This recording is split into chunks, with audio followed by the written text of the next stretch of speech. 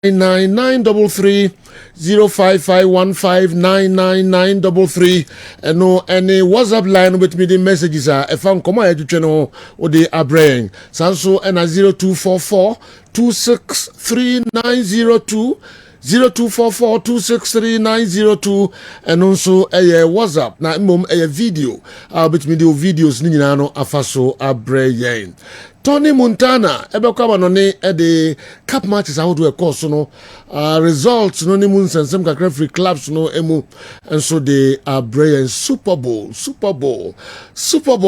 na enyasem ketu akra hifo na egiye na mpanifo be kuku damben and omutimi ko grace occasion no ni nyina hunsem enso ha ye de ebremo nyame ya adom ochina Champions League games and so ebekoso Tony Montana Bwabwa kakra ano news ahodo ni na for Champions League games no enso na fi wura clubs no the news kakra enso abrain na ya befia be weekend insema science see ewo efie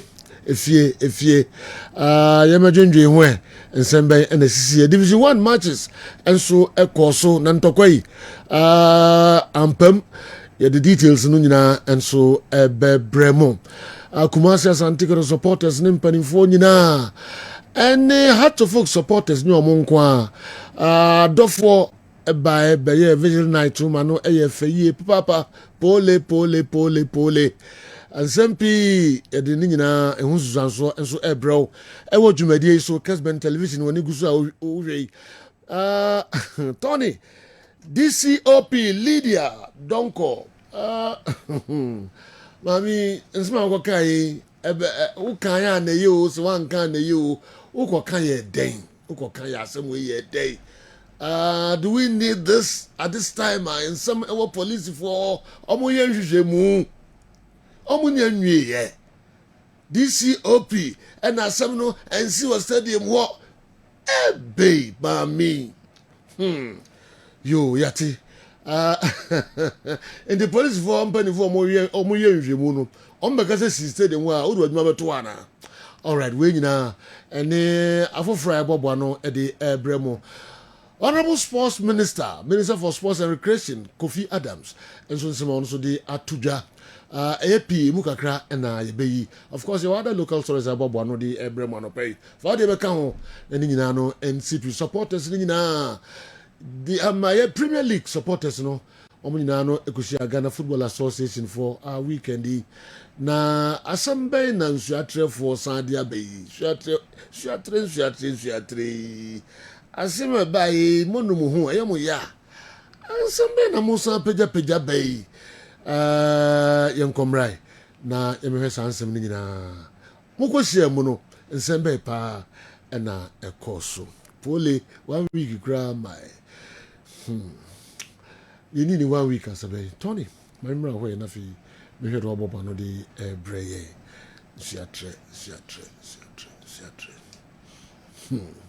okay me da CP Godfather ene juada emreni ni ho ntientu fa ne hensama ekoso onkofo ekroso ye be hyase e dey for the Super Bowl NFL American soccer no enra na yenya Super Bowl na enye easy cra nipa over 83,000 etimi call arena hoko hwe sa game a etimi e boss na first ye be celebrities a arrival ye the Super Bowl. Leo Messi captain Emma Inter Miami. Ono so captain the Argentina national team no. And you no kwa call ye on Sergio Busquets, Luis Suarez and Jordi Alba and a Boma or more call the Super Bowl and Messi na rival no na enye easy cry wo kwa ho o remu our stadium hono na o ni teammate kan ho and our Kessben so enti ye benya Messi Busquets and Jordi Alba and after Suarez omo for yi ne omo family and na ma o hwe our Kessben television so na enye Messi Suarez Jordi Alba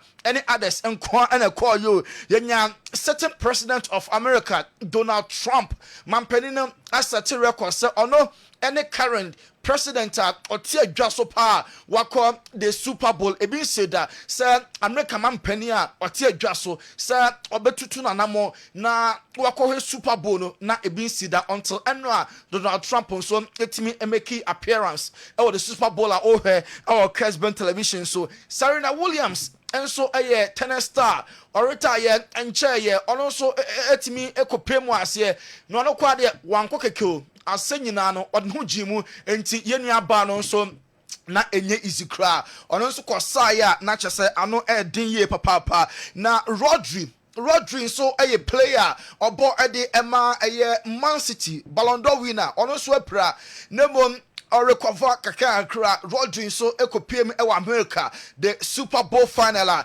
na ono so kenti all the stars etimi repoye enti Rodri and our Kessben television so stars no dia pina and etimi kohwe the Super Bowl etimi ekọ so na game na nkasa dia Philadelphia Eagles omo eba modern eche Kansas City Chiefs etwa omo 40-22 and said there Philadelphia Eagles and omo champions the Super Bowl na Rodri kodu stadium ho oye interview kakra Man City and Ballon d'Or winner no ye bisa no say dia na mani dia kire eba America no so sport way good dia obia any joint Europe omo follow pa enu nti na mani ba America mo me ntin se ma Rodri Man City Ballon d'Or winner no or the two. Yeah, it's a sport we try to follow in Europe. For me, especially the last years, I've been following. But yeah, so good to be here in such an incredible event that I really admire. And we're gonna. Sorry, go on. You're gonna see Patrick Mahomes on the field today, which when you watch him, you watch greatness. I know you know a thing or two about that. Just the expectations when people hold you up here and you're trying to elevate your game and continue to match that greatness. How do you do that on a game-to-game level? Well, as you said, sustain the level is very, very difficult, as you know, as they're trying to do 3 in a row. So yeah, I always say that finals are different type of games. I could feel that in the Euros, for example. Rodri, the Super Bowl and what's in Kano, watching a UEFA Champions League. Madrid against Man City, Rodri, entimi boy beside say feeling is the same so actually na ontimi take part game because of injury then abeye no so only we are all ye chance or then the support every time the playmate nechi Rodri ekasa fa ni injury no corporate no good with that you are like more nervous, you cannot control what's going on, but yeah, it's try to support my teammates from the outside and give them my vision and help them. Eno Rodri no recovery and after game boss so ono so entimi emmonyame adomochina yenwura mu Spain Sevilla for na tie mu se eno ada omunya clean penalty clear one referee wanje Sevilla eventually lose 4-1 to Barca entebe Sevilla omo penalty appeal no mam Kessben television no goalkeeper Kessben ochi Romero enaya sa game we mu incident we ya na ball no ekoya Ronald Araujo so kofa ya ono enso prayer te say anya kwan Ronald Araujo ebetena fie for 3 solid into ball no na penalty and answer na enye penalty goalkeeper Kessben ampa say oyi ball no nsa kan ye and answer nsa eka Romero say for the GD pass ball we there na penalty emu na Ronald Araujo enso ekonya ni pra match Barca share 4-1 Femi Lopez so enra ono so ekonya red card enti enra Barca 10-11 now omo edi finish game Femi Lopez tackle so Barca GD pass referee no wanya de denti no say o show sa ball we red card enti mama Kessben television no Femi Lopez and akọ for a slide tackle ne na kan Sevilla player na tackle no anonding warrant red na mama Kessben television no mo so betimi ajaji ni yepa na Barca for the GD pass we red card there and Danny Ceballos ono so no senko who red Real Madrid versus Atletico Madrid then Ceballos echo for tackle bia na ehu papa mama Kessben television no Dan Ceballos ne de no enso anie Gavi player Emma Barca also send na Femi Lopez then ready there anie ball here over our Kessben so Dennis Ceballos yellow card mpo wanya bi referee no when show even a yellow card na Femi Lopez there ono enso akwaje ready nti enra na Barca for gidi pass officiating na enye kra na game na nkasa de Barca winning by 4-1 now no say Barca omo ebo match say omo ahye 4 no 16 occasions 16 times and a Barca omo abamoden ahye 4 na 36 games Hansi Flick wahye 113 goals into Hansi Flick Barca no Barca eba goes there ebi enso eflow ye papa na Hansi Flick manager Emma Barca after the game okasaye say esoro no ayehye Real Madrid edikan 50 Atletico Madrid at the second 49 and a Barca at that third 48 into a 1 point difference and a separate among that second and a Barca 2 points and a separate one at that first and a Barcelona Hansi Flick say omo here will be omo there omo is still focused na omo matches on the bonko no akwa yo masem here momientie Hansi Flick Barca coach. So I say it again, we don't care about the other clubs because I think we have to do our job and we did it today very good. So this is the way how we want focus on ourselves and not on the other teams. Wey Hansi Flick enti omo hiobi omo diane se omo game so mebo no na omo concentrate no makọ for win say Barca ebehwe matches Atletico for ball somebody interested o mad matches mu de enya ade a omo ebesa Inigo Martinez on Barca omo a defender o say obi kan say Barca league you know omo ye dead there say Barca for sorry at a point na Barca 8 really 7 points between omo and Madrid say abeka 2 enti one now GD Barca league in A over Madrid Aji league na wie Barca wu no say Barca omo enso etimi asori yenko Bernabeu Marcelo weekend way Madrid eshen limunyampa retire enche last week on retire na one of the captains Omalili club no Aji trophies Marcelo enunti na also mutimi anano enti wo Santiago Bernabeu na Marcelo arrival ye enti Florentino Perez na Echiano Hagino na Marcelo so eba park Madrid man citation at the Jesse Kaman at the top to my players no obi anso trying to present Marcelo Bernabeu before the Madrid derby no and our Kessben so now Atletico Madrid and so any penalty during the game so penalty na Madrid for GD pass if ensure said and then so in foot stroke pa and na ewo ho Chouameni ball no ohun say wotie obi ana na penalty and answer any penalty enti Atletico Madrid penalty now here our Kessben so enti referee there wanju vano and a prompt in Sabema penalty be enti be referee ko hwe ya pem and Babaji penalty Real Madrid did pass away any penalty Carlo Ancelotti onye happy and Florentino Perez say boy and nadia na niji officiating and one crack now after the game Carlo Ancelotti said it's a football no obi antiasie referee wanje penalty omo mo chef VAR no ana a friend say omeje penalty enti de ekoso football no de obi an ho a odwene ho a otiase a eyeye Carlo Ancelotti manager Emma Madrid okasai after the game.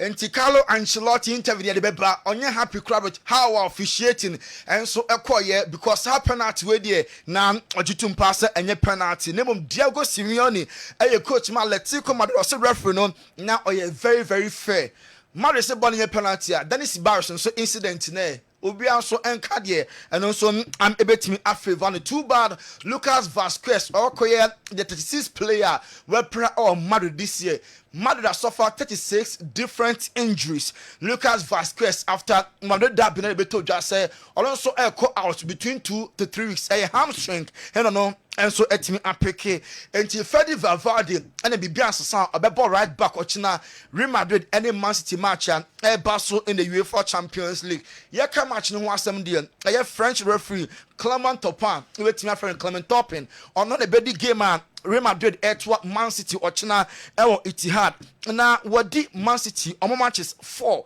na emu 4 no Man City a win 2 a draw 1 lose 1 Clement Topin wadi Real Madrid matches and so 7 Madrid a win 6 and draw back under this referee Madrid omo elusu match enrada na FA Cup yenya shocker Plymouth Esheka Bakua Liverpool omo entimi ante one adwene honda say Liverpool ebelusu or FA Cup ɛbɛyɛ team a yɛfrɛ no Plymouth ɛna da na ɛyɛ penalty ɛno ɛne goal a ɛpie free match misa goal no ɛna ohwɛ ɛwɔ Kessben so nti clear case of handball ɛna ɔmotumi barry ball no kama Anna Slot say ɛhɔ mo pass Liverpool free mu ɛwɔ FA Cup ɛwɔ England coach Emma Liverpool kasa. Today, before we out there, what are your thoughts on the game and the result?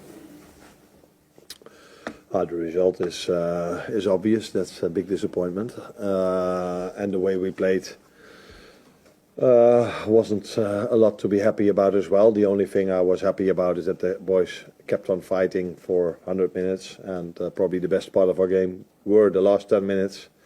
So that tells you that they kept on fighting. Anna Slot manager Emma Liverpool. So me disappointed. Say on my free move FA Cup Chelsea and so at the Agoho Brighton for Jomo Kwan. Na Chelsea kwasha first gonna Cole Palmer from behind and then Brighton beteka every near by 2 goals 1 Cole Palmer and Chelsea omo game a course so and our Kessben so go Palmer Brighton go with there 1 yard there Cole Palmer so cross on across the face. Na ball no ekoto net nemon from a goal down and at Brighton STG a comeback omo share Chelsea by 2 goals 1 all the 3 goals no and over our Kessben television so Tarek Lamptey Ghanaian and no facing the former club Chelsea after the game also many pass Chelsea free mu among the current club Brighton a qualify. In football it's good that everyone rallied round and showed the fighting spirit. We showed that we're all together and we worked hard to turn it around and obviously this man helped. Yeah, it was a fantastic goal. We know what quality he has as a player and he's a great person as well. So yeah, we're really happy to have him. Bigger picture, how good a response was this following the big defeat to Nottingham Forest last week? But I think it's a good answer because I think everybody was disappointed, even the fans. So today we give this one for them because I think it's was bad, so we wanted to give them the next round today, so that's it. Well, Jorginho, I'll let you do the honours. Tarek, congratulations, you are the player of the match. Well done. Early on. Yeah, obviously these things happen in football. Enti Tarek Lamptey Ghana in defender na for man of the match against the former club Chelsea inti enra game course now here Kessben. So now when we say Antoine Semenyo Chelsea any dinachi pa yet Arsenal yet Liverpool say Chelsea so enya Semenyo omo enso epe brutal.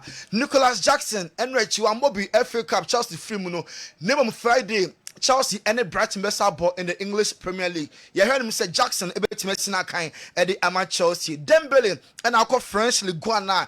American say player of the month January. 8 goals and year Dembele share Ligue 1 Eman the club PSG. Sound Grass said say person Lamine Yamal obey the best we are dia and a comparison man near sorry na argument on the Messi near compare mu or say a person Lamine Yamal obe ososidia a person okoye na odiye pa dia and a sa comparison the njai ne kwan say de Leo Messi e compare Lamine Yamal Enzo Maresca ye bisa ne say wa fi João Felix ana because Chelsea e jama ball no so call loan e wo ace ne João Felix money mono e so ne ye papa or say there be Jackson and Mbeka say Felix e okay na energy e wo ace Milan dia almost so e okay with Chelsea players in the current performance omo enso e de emo bibiara Arsenal play ne dim e Lewis Kelly sa youngster no or Bobo pa yes England national team manager Thomas Tuchel e monitor ne pa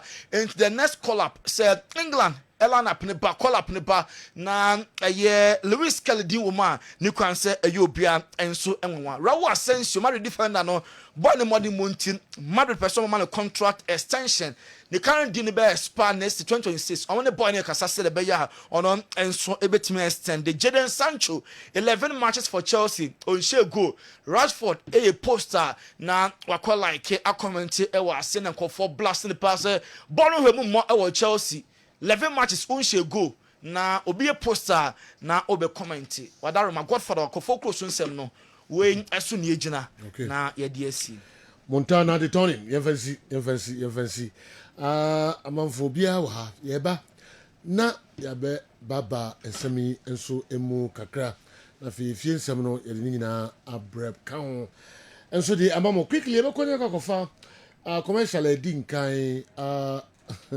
Daoud Heba Dr. Daoud ninsem kakra bi na fe emeto aso Nuanom ne adofo yefra me Dr. Daoud me na me da Daoud Heba hospital ano na enam me so enane Daoud ointment Daoud 360 capsules wodwa man so a ene obi adi hu adanse na duwei edutwem Daoud ointment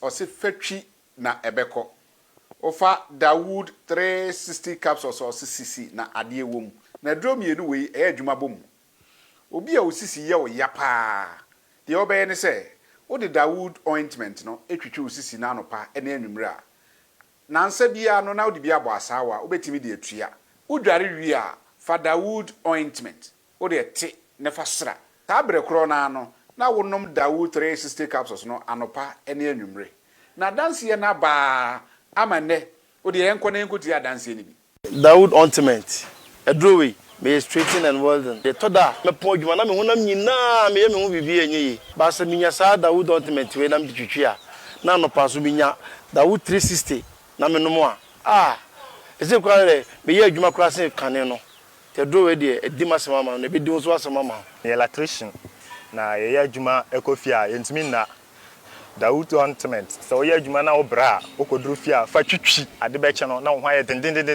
Daoud ointment fa twi keke na ebeko ruwa me yusu mama hode pa ma metumi gba adwuma bibi e kama e ma me ye Daoud 360 capsules and Daoud ointment o memre we no na do we no so twitwi wa aposo e be ma ya oni nyina afiri o ma de che otumi be gba adwuma Daoud ointment fa twi na ebeko da bia amafo kompelu de wo ka musa akospeda mi secret na nu ani ebudo na ani Daoud ointment ene papa mi sori anopa mi di twitwi mi sisi achi mi babia he mi ntebre secret ni nie ti so person at samia we use Daoud ointment that's the secret of my taxi driving me a transmission gearbox specialist ejuma mi ye en kan na mi pega ade a na me nsakura ntimi pega na ase me ma ade so na lock mi sisi ti say free say me share Daoud 360 capsules and the Daoud ointment no aboa me bebre the dry na so amente ya mente bla bia obia mo modern so betimi ape Daoud ointment and the Daoud 360 capsules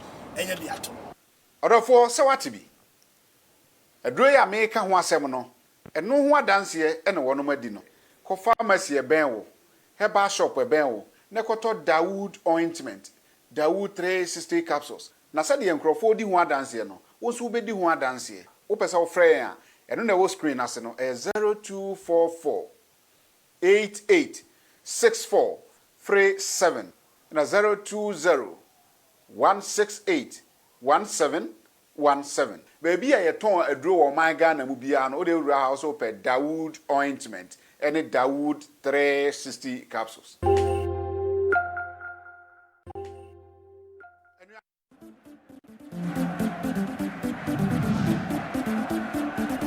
All right. Yeah, better for weekend in some year who do a CC amanone. And a fee the CC Ghana ha Africa. Yeah, but they have also in crank and a dozen by intimate and Fanina. Yes, I say na Andy. Yes, I said the free and he found be brave see you. EPL no sorry. Friends and couple games across Africa matches. Out of course so La Liga and other places. Africa because our mom and Baba Transi. Na omaimu and so polio hunsem be meetings for meetings. Says ya make us as antico supporters na nine. Minimum says almost do sunyan cry almost sim copium na police for Silano makoto to amano ni omako pro ahodo and nasem ketu akra. Division 1 games and so baso. Ntokwane inyai kra inyai ye vem microphone ye tobo bobinom ye pambinom bofa kwane wamnafo mighty royals dino enye bete live two no ye so omusim na afi game no so onto aso biu so onto aso biu tie o se call free sro e san ba park ne so na omukoto a game ne so omuwie no e o se bofa kwa omu PR kra de omusi ni bo omuto bo ma and I'm going to go hospital with me. And my also dwane na apolisifoɔ boɔ match no kɔ so ɛkɔ so wa amanafo okay ɛwɔ sɛ next town no na ɔsɛ ɔmo kɔ ɔsɛ kuro no de etiafo ɔsɛ ɔmo kɔ na ɔmo timi akɔ change ɔmo because so ɔmo yɛ sɛ ɔmo change ɔmo ante ɔmo bi esi egu ɔmo na ehu ɛna dwarfs ɛnso ne park academy ɛno nso nyɛ bɛtɛ general manager for park ɔmo yɛ ne ho adwuma kama apia ɔmbo no yes saa nso ɛna ɔsɛ ɔne cameraman ɔmo agye camera ne bubum ɔmo pɛ sɛ ɔmo gye ne phone ɔkɔ sɛ de akɔ bi si tu so maa no na ne asɛm ketewa na referee was very tough no say referee lost Scotty the referee's manager no nso ɔmo de ɔmo nsa keka he was assaulted ɛwɔ dwarfs match na se ɔno nso enya ne fair share ɛna you know that ekru soccer lions nso ne adjuafoɔ man all they say is referee Mishak Ochiri he was physically assaulted nti saa game no crowd you know mo angry nti hɔ nso deɛ no nti yɛnyanto bo ase ne nhyehyɛ ne ma ne sanitize na yɛmpanimfoɔ no sɛ ɔmo tina ɔmo ba nyom yɛntie obia no mo bia susu sɛ Ghana ne bia ntie bi no ɛho nsusu aso na ɔnse gyi no a ɔmo no yɛ ne bi nka wɔn sanitize system no security for ne ho Asia IGP nsɛm a wɔkɛ measures ahodoɔ ɔpɛ sɛ putting in place to ensure say ɔbɛ tighten security ɛwɔ centers ahodoɔ ne adeɛ mo ma yɛnto yɛ bo na tintin a ɛsɛ ɛbobɔ but you know what stop the security to also inform the FA say any man to yintom so nya abo ne bo yɛmfa sɛ FA no nti animu yɛ ya brumpanifo abro players ne division 1 yes into security no so kan kyerɛ FA ne sɛ mo de mo kyem bɛbɔ a nka mo betimi abo but yɛnso yɛhwɛ yɛ security measures na enye enough to protect the clubs for now until mo nya abo what stop them anyway minim so what nti both sides of the coin FA no de omo nti obia nti security no so they must work because still the security apparatus is still not enough to protect these referees na kwadu referees manager so de ho abi naka nti je no a ye kwa mo no ne ba me ba be to discuss all these things now me ko Europe okay yenko Europe na before so be ko Europe no na voice bi as a Nsuatreman voice supporters no rep yes it is alleged say supporters no mkoshia efi no supporters no mkoshia efi no Nsuatreman fo no de okasa ma omo no ena kan sa ansem na is na ya alleged obi no bakasa nyon na kan no di no say minti so obi e boni ba bia na obi abi dispute say e ono ananya ono e ade a circulate nti no ba metie no pay amanfo e boni voice no no mo frɛ clubs no rep tam so mo frɛ nations kra rep okɔ ho nka mo frɛ ne mame na nsema hodo e ho no mo bɔ so nkanka na ntie confirm bi ene bi nso no deny say ansi enya no kre o man discuss no yes o man kasa answer no o confirm nsem na o tape ni bi yes ene bi nso o deny yeah okay and the book rep fu so rep say ade ndo kasa answer no kwa bontin no ni ho bia na ana tape na ensi o inside o tape ni si debi o and the in the interview nipa na ko meeting no wabedu okay to wabedu no and na oye audio e dey ato omo platforms supporters narrative omo account of near course okay e wo honom yeah enti like the narration no the two on platforms so na like somebody is there and on also push bar out and then no circulate so it's possible obetumi am a reporter might not represent what exactly happened over there okay and say obi fufuro bi oko obi so ka bibia anyway boy bra enti asem na nkofo bisa question say na any denti na nipa na oye that narration yes answer you know I'm sure say there it's already in the public space yes. Maybe later in the show yentie kakra bi na ba be full one no na fe yefa nwura amano ne kakra yentie amone ba ni supporters ne mu kakra bi na ne say meeting ayekọ no aye successful ka se nyame anu munyan say yekọ meeting no obi anu ho bo Nsuatreman achi ana say o kan sem bone fa Nsuatreman ho nsem aye kan nyina no na yekotoko ena ne yebo nachi na amana nkɔsɛ kɔtɔkɔ for supporters no mwamba nti supporters leaders ne bisa sɛ no mu hia kɔtɔkɔ supporters no hɔna nka ɔmo aka ɔmo adwen ayɛ dɛ akyerɛ no because nneɛma ɔmo yɛ no ɔmo sɛ ɔmo yɛ panyini nti ɔmo kɔ baabiaa ɔmo wɔ supporters nti ɔmo de ani ɔden na nyɛ baabiaa so na ade ani ɔden betimi ayɛ dɛ akorɔ so me yɛte aseɛ sɛ ne first nanka teams mienu pɛ na obi apɛ kɔtɔkɔ ne has na sɛ sɛ kuro bi a ɛte ne team ti ama ɔdɔ na ɛwɔ no ɔkɔtɔkɔ ne has kwa na ɔba no hɔ a because the kurom team na ɛbɔ nti ɔdɔ bi yɛ dɛn ɛma no ɔma yɛte aseɛ sɛ supporters no serɛ sɛ wobɛba park a nkɔnom nsa mmoro mma park nkɔhye sɛbi wi anaasɛ ɛne adeɛ biaa bɛma wo the full version no nso ɛbɛbrɛ mu na na kyerɛ sɛ obiara ni hɔ koraa nso atwɛmɛ supporters no ɔka bibia ti a ɔmo meeting ase de bom kɔtɔkɔ ɛna ɔmo sane gu ɔmo so hɔ supporters na ɛkɔ ɛni nyinaa ɛsɛ kɔtɔkɔ mom ɛna ɔmo ɛbɔ ɔmo akyi all right yɛkɔba Dr. Naro General when you about 2 minutes we never we who kakra bi anan say em come on nimra yɛkɔba ne anya abutre awura mu yi so because for me it looks like people are on different page. Ushe weekend the Division 1 matches a course and they reported packets of violence. Basa who do a course. Mate the Kupimu, a bra Cape Coast Park Academy, a call dwarfs. Reporter Miniano to the Stense Park for cameraman, the camera at Seno. Destroyed. Other issues. Wamanafu. Enti yadwene wo ho se pole die no eno na ebesisa ne ma no emse microphone ti se odogo bi no abe.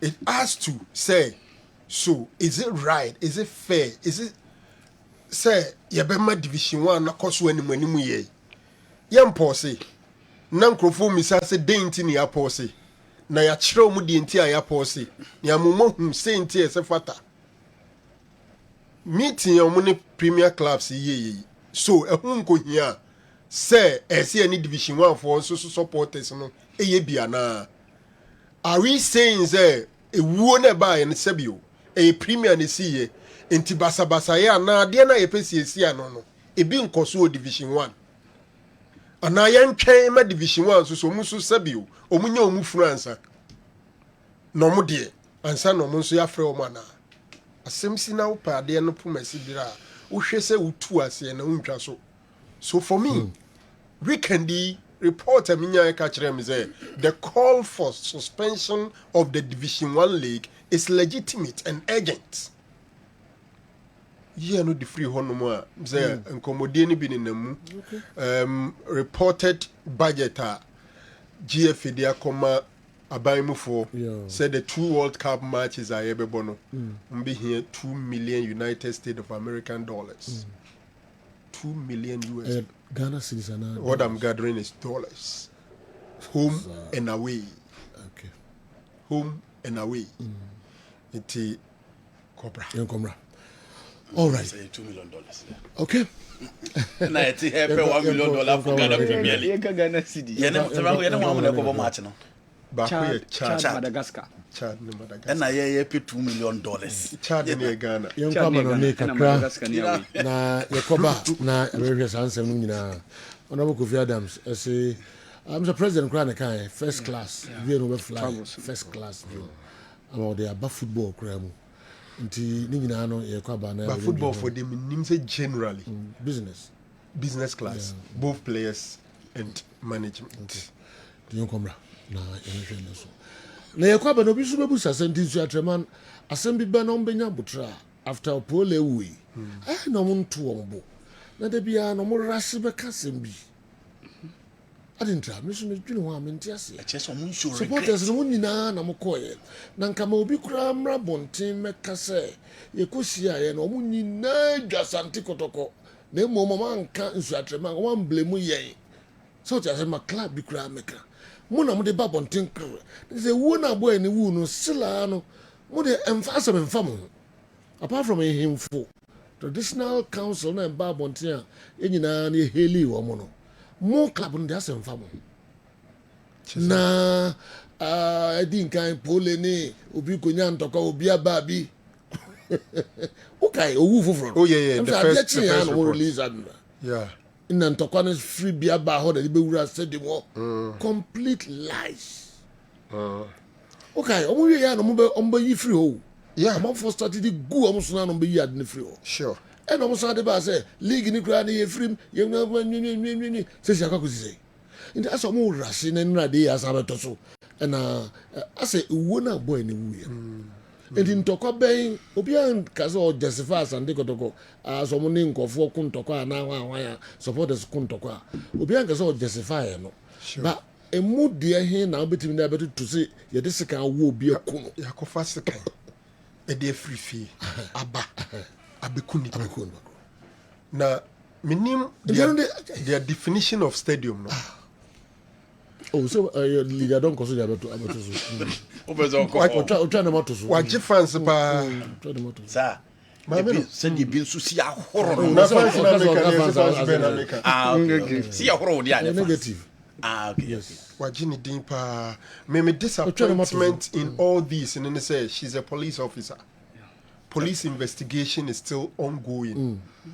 The police is supposed to come out with comprehensive reports, and the position or any statement from you can't be taken for granted.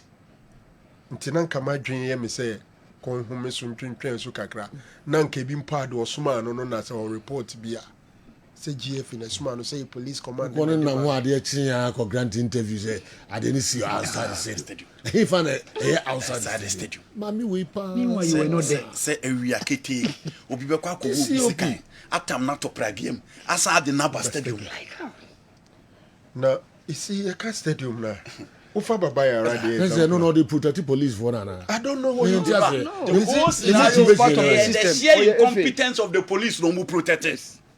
Or say Obia they shocking me pan say as a chairman or chairperson of the safety committee of GFE. I also high police in do nimni say Obia stadium or Ghana yes no. I no cray. Also Obia stadium yes no. Say wow. Has this woman attended Premier League game before? Where? He's in charge of do search. Nanu ya misi miti miti stadium obi to amuba miensa ni gu ni nchen. Wenchi. Wase bon obi a de ba ko. Center ni de ni. Center ni de ni. Linesman ni de ni, we de ni. And all dey kire ye eni gu ni nchen. Where was the search? This woman can confidently lie. Say, ball stadium.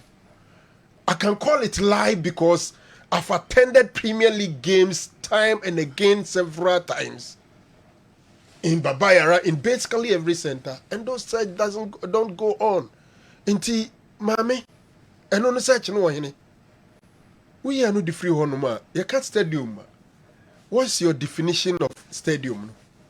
Enya park no so in the stadium no. Ofa Babayara. Yamfa say even scoreboard nechi say between the stadium wall and the scoreboard nechi say no. They are all part of the stadium.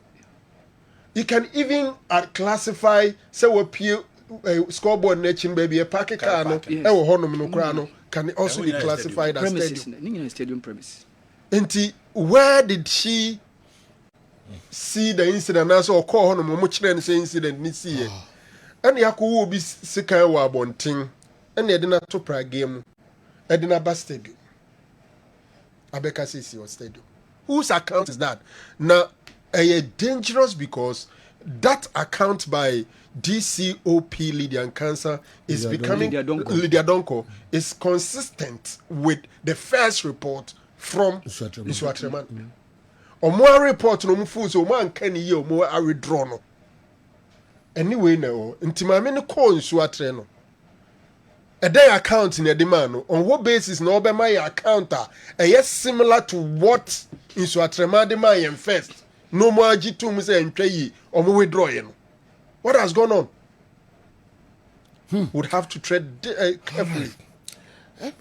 Emiya say uwesi enkamudi enkadi na pedifo put two measures in place to ensure say coming Crawford down first. The first thing is that omo bu afu no ye be pekwa ye be fa so makoma be be free mo obia no e arechichira sembi asema e mobo obia hu a be hu say mo show remorse bi na nipa de mfumso bata ye ho na ye de be che na ye de achicheche ye ho asem bi be free mo numa ba bia bufu ene si pole no ti say ene bia na say obi so obo na sum ko no so be na sum bi ene obi so pole ndi say they say the mo keka nyina ti say woni they are justifying they are justifying the killing. Yes, mo justify sano ti into yourself atasi kuno. Yes, that's what you mean. Hey, ndi so atre why na da o ma no on to mean control sa guys yo mo kasa omo release the statement say ba bontin omo kasa ne ade no omo to control omo say nipa wuda ho send on your video videos of what happened at Babayara the vigil. Yes, na me who say House of Folk fans Nikita has flag singing a rose in collaboration with Asante Kotoko fans. Drew baby now was seeing gume because it's not a common scene. As a Chinese has fans Nijitum said this is not football rivalry. Yeah, come on. And kabi bia we football. Yeah, come and here can general the ama yemu bia ni abre feel say some crofo kan sama e de akumato yemba from no. You are talking about a team supported by at least 1/3 of the population of this country minimum. And say you decide say ye masundwe ma yen calm it down minim panyfo akuku dam akese pa omuni kotokofo mpanyfo bi kasa hwekon be water down tension and a tempest. And say o hwe vigil no na House of Folk fans ne kotoko fans etuabo mu yesa ade na e ka bi kire wo say it's abre we nya homaso enye time enye arrogance and a polling is not here.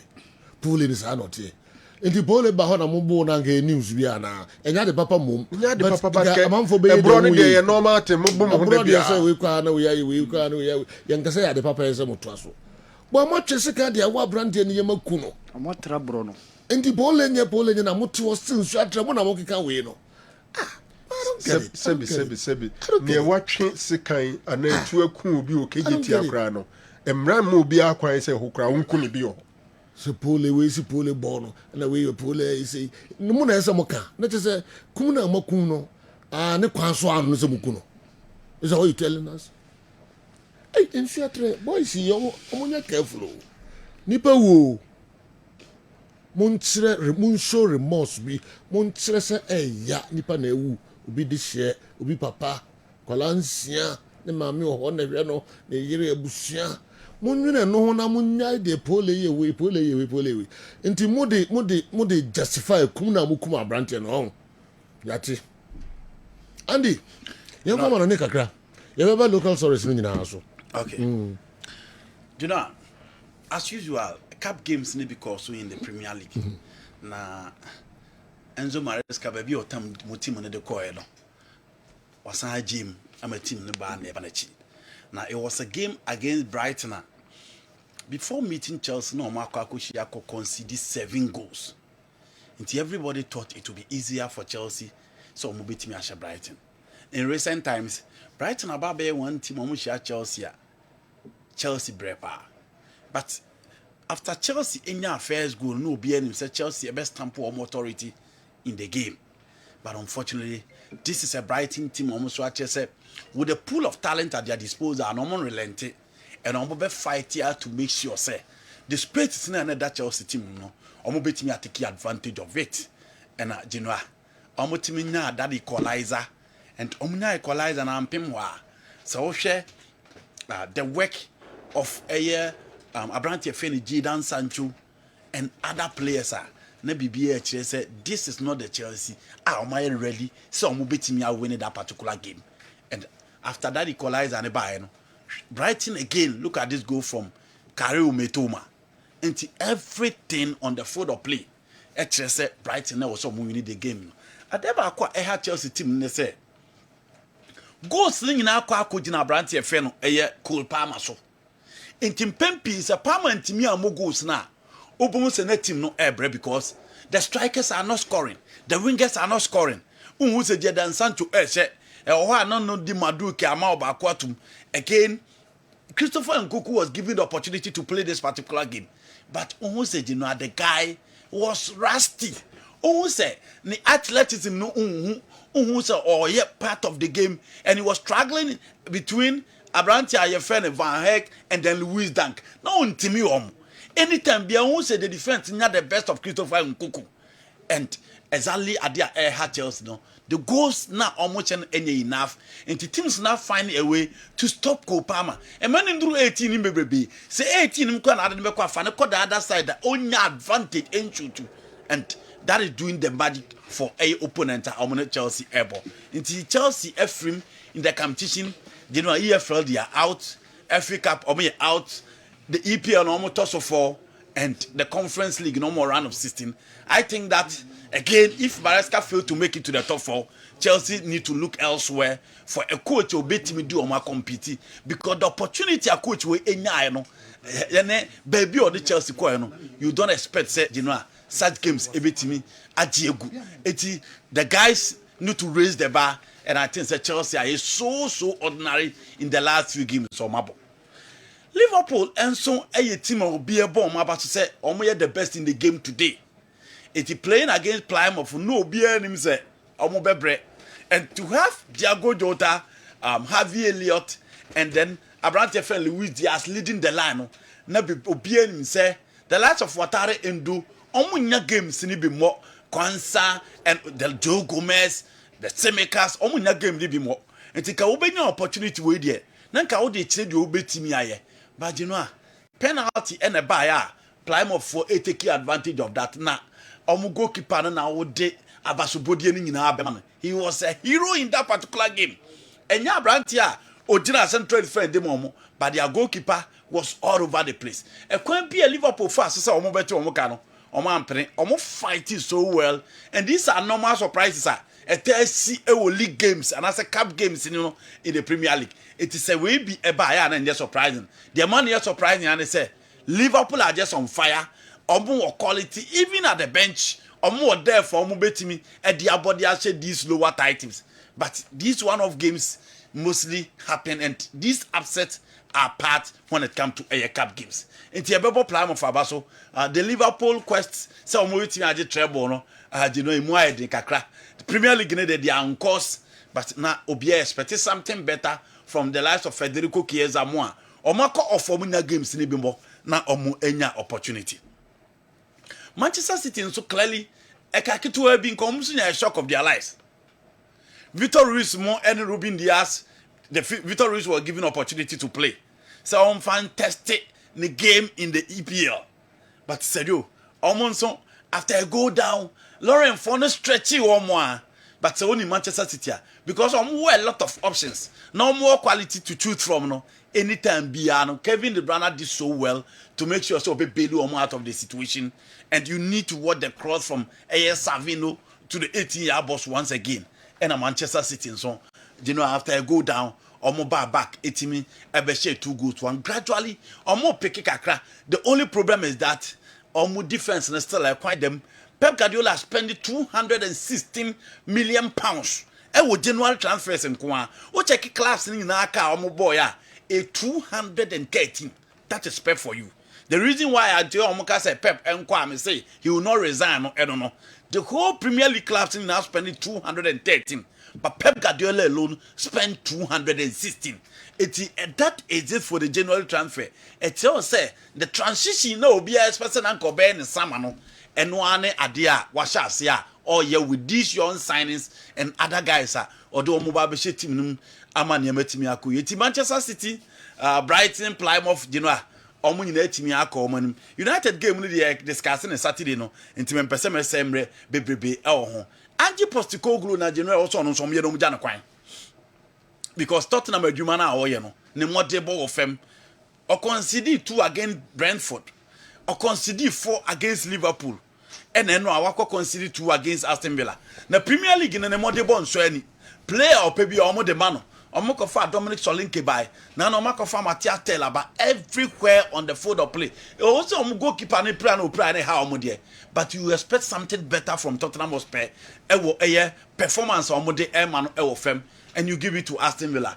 Villa say and I will be on your chance Marcos Asensio be anu say Asensio PSG na more de mano but at Villa obetimi a book game no and with his experience in the Champions League obia nim say at least when he is fully fit on the experience no ebetimi aboa omo amane emetimi akoye Son this season the form no nye and is one of the reasons why Intiama Tottenham Hotspur ebre ewo Premier League nim and other cup games. Aston Villa, they are just on fire. 2 games in the bar, so 2 big games in the Spanish La Liga. Na league in I am very, very hot. ATM Real Madrid. And I did not know at the boom. In the Madrid defense, obviously they will concede because so check on backline now. Almost 4 in the Inti Mendy was not present in that game. Ferran Garcia is just on form. Lucas Vazquez still remains the weakest link, and Tchouaméni the BR exposure alongside Ruben Asensio. In the public, I raise concern say, man the chance to play, and not the opportunity to prove say, see the BR man you're right. It was a big game, now as usual. We games and pen people who say Diego Simeone and Rantiano, pink kakra, no makulusu kakra. So the typical shut up shop. And I know who from Diego Simeone and the charges before benya penalty and for me that penalty was questionable. Me say me referee kala chance or bar na or kasa a penalty there. But after listening to the former referee Antonio Matthew Lahos, on also say ball a questionable and ball now I'm here any day win your ball and my friend say a penalty. Obi bet me a raise concerns about contact and other issues. But say do any contact be an a foul. And for me, I disagree with the referee. Say Oje Bowe penalty. Say referee no wanji.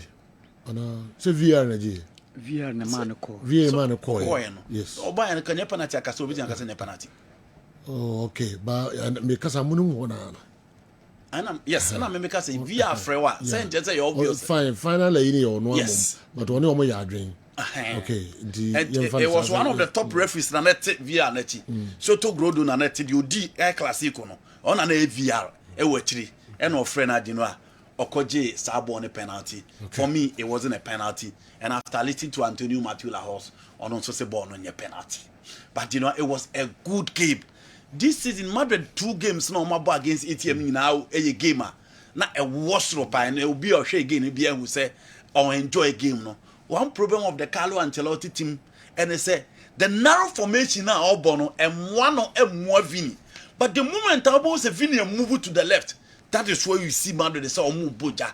And in the second half, Abro move to the left no. Obia who say Madrid team no a book game or more attacking ATM no more person or more ABB.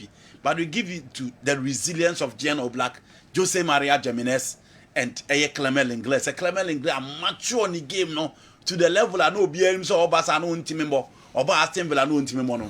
The game no team yakoso. Adia ye one say omode man of the match ma Julian Alvarez. ATM team no we top 4 performing players and on count. So I was surprised say omode man of the match. ATM a man. Barcelona on the other hand Ramon Sanchez to page 1. You don't expect anything after the first goal. Now said yes we are for no say reality no be any say game in betting. But the game changer yesterday was Femi Lopez. Obeyi Gavina instant impact and what to atna edi change bibia and you give it to Rafinha from his weakest shot. English Premier League now boy now born because the shooting there there's no play in the Spanish La Liga say see shoot 2 baller obetimi Rafinha shoot 2 and also etim the ball no etimi eto atna ma Barcelona nya a resounding victory at the Ramon Sanchez page 1. Sevilla for no there because all your performance this is no matter the dear no be any some beating me about this. But apart from considering the goal, they played very, very well. Into race in my thing, 2 points between Barcelona and Real Madrid. 50, 49, 48. Yes. Now where league na koso we are cinema. It's over Syria. Say points na ba be internet Napoli. Say Inter 40 mission next game a point na ba be 1 pen. Premier League in more thing. Apart from Marseille, the PSG at 10 points in them, Bundesliga and space them no. The Premier League, the Italian Serie A and the Spanish La Liga, risk ni more thing. Also the puppet will be take you. Why the But the Farmers League will always be Farmers League.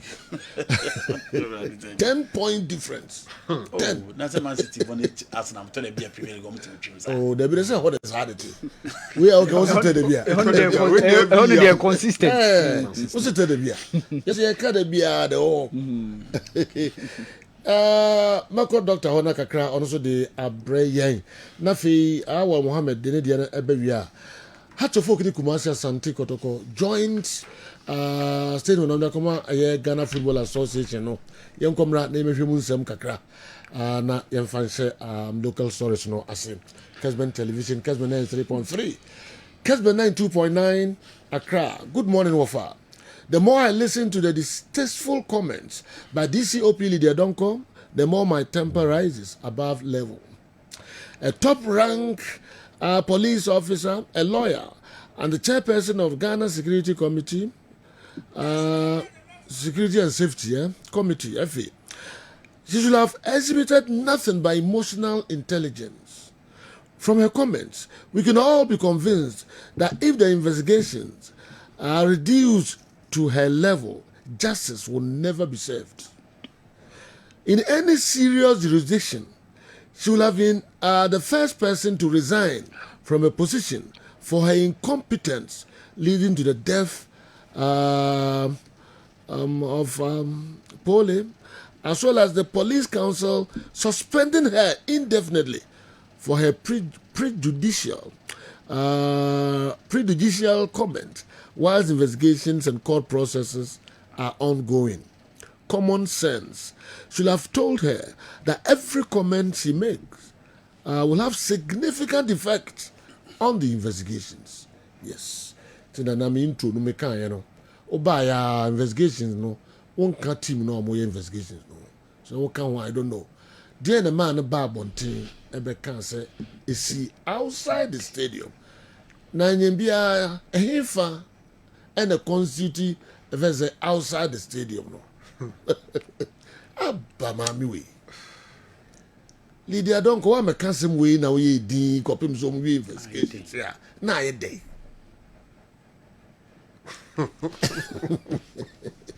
And this team no beka be different from some okay kana obey. And you see, she's not obia sebi obeka say oye ignorant about assembly. Inti yemfa no so ebi a failed no and all can we making reference to say outside the state. Me buza dey na yemfa na konsu outside the state now. If it's a layman, you be fan so ka inner perimeter no any baby a pitch no only be all referred to as outside all referred to as the stadium. So any place outside the field and the inner perimeter no maybe any be all friend outside the stadium. So the stands in outside the stadium. That's what I'm saying. So a layman park, a lay person, technical person. And before Uko visit, and before the interview, no, there has been a discussion in the system. So where the incident happened, it's important here. So for Obia, air trust, order safety, and no expert, your police, DCOP, lawyer, dear. No wrong. So she means what she's saying. Ah well. They all cannot say any mistake. Okay. But why would she call it outside the stadium? The man can call her. Yeah, but until my kakrebi and after me kwa Mohammed. General didn't kind of Plymouth phone and me bo mabasu. Omi ahivo. Plymouth. Oh, okay. Are you for Liverpool Masters? Oh, so what championship? No, Muna Rio. 24 teams, no, that one. Omuno Ghana boy Michael Bedu. Yes. In fact, they are in the most southern part of England. Omo was south. I see a pa. And a championship, no, that one. The whole season, 30 games, one winning 5 pay. Inti Omoko share Liverpool, probably the best team in the world now. No, behind himself, Omoko Sisegum. Pipa boba kwato net Liverpool ye bia oman to me anti me bo primer for nabaso omunkunku denko omanim.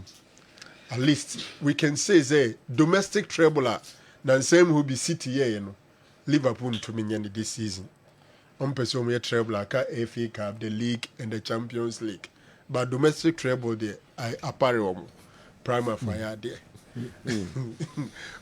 I don't imagine crowd they concept. Oh, say nti say I say when you had this trouble when every woman say I don't know. I get one here this year boom abaso. So nyami shira wo pa o ya. Le kwa mbo fotia na kuma. Prima Fire there. Emu abaso.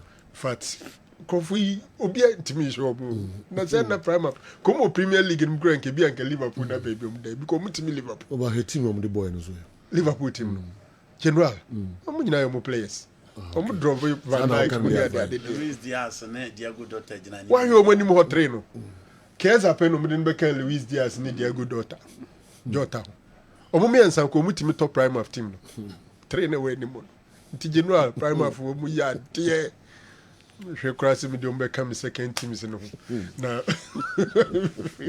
na pedem so be di yom hofo yam ku anim nya fe di ache okay general Barcelona na me bo ma baso Hansi Flick na mrantie na say omu tik off from crowd na kamia ko eze omu ye free La Liga nim but the nay omatimi akonko then around 62nd minute no mu di red card but it wasn't like the team that was down by a man. Omu modern game now general and the coaches who teams are inside the team so Sevilla started game ni well along the line they were doing very well adeka krem on why Lewandowski ni nua panyin of free buy no Ulman no de be two ponim listen saves akokran krofo ebobo ne fa baby anu yi nsin kai Lewandowski ni basa fo anka se mi nua bi tifie metimi na kasa no wabesom a emseka ahokyere kakra bai. So for me, I think they've done well. The good thing is that Sama La Liga now are very competitive. Yeah. 50, 49, 48. And Tibasa no crowd that third, you know. And just Real Madrid on that top, when they drop one game no one say or no abeyepe. Don't forget as we speak, Barca are better head to head over Madrid, even though there's an outstanding game. So it makes it so interesting, general. Means all right. Now minko awa Muhammad wo. Na menhwe de awal so de break awa Sergio my menhwe de ne course Sergio today no ye be cab ye be the preview of the top of the table fixture or the PSL no Sundowns Orlando Pirates. Last week it was Orlando Pirates against Kaiser Chiefs na ekwe de so where to derby no. This weekend was another top of the table fixture. Na Sergio before that game me ka oha Saturday ne say na Sundowns were 39 points with Orlando Pirates at 33 points. So what it means Senka Orlando Pirates it mean we need a game now. Omobe cut the number of the points deficit no about only 3 pe. What it means they will reach 36 from 33. Na ama only 33 points above them.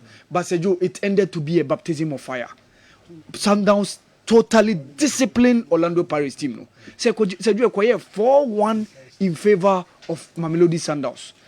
2 goals from the Brazilian import Lucas Ribeiro and of course Grant Kikana alongside Teboho Mokoena and Enya the 2 goals no. Sergio Medikanka wa said Tuesday by Tuesday na almost majority of the tickets now is sold out. Oh, the numbers at the Lucas Moripe Stadium now Sergio it was massive.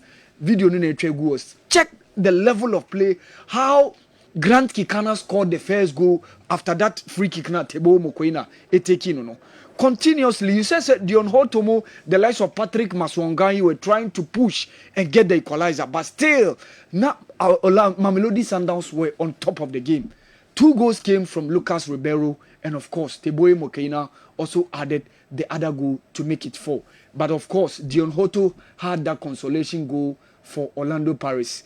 Victory last week against Kaiser Chiefs, this time around it wasn't meant to be, and of course Mamelodi Sundowns said omode omonsa to the South African PSL no. So in as much as Rulani Mokwane koye Emma Steve Confella mobile adwuma ntimi anto so meka coach Kados webe for adwuma from Esperance wotimi ato that magnificent performance no. So and this was how it ended when Mamelodi Sundowns disciplined Orlando Pirates by beating them 4-1. And said you I must say omo tintem now say points asa koye 9 because now it was a 6-pointer oka difference now almost share no say almost free 39 akọ 42.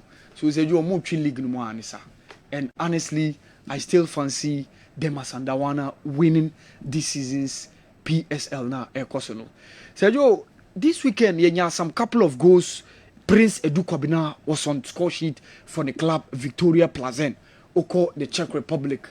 Omu league now. It was a 3-2 scoreline. Baker Prince Usu Kwabena, former Bechem United striker, Sergio.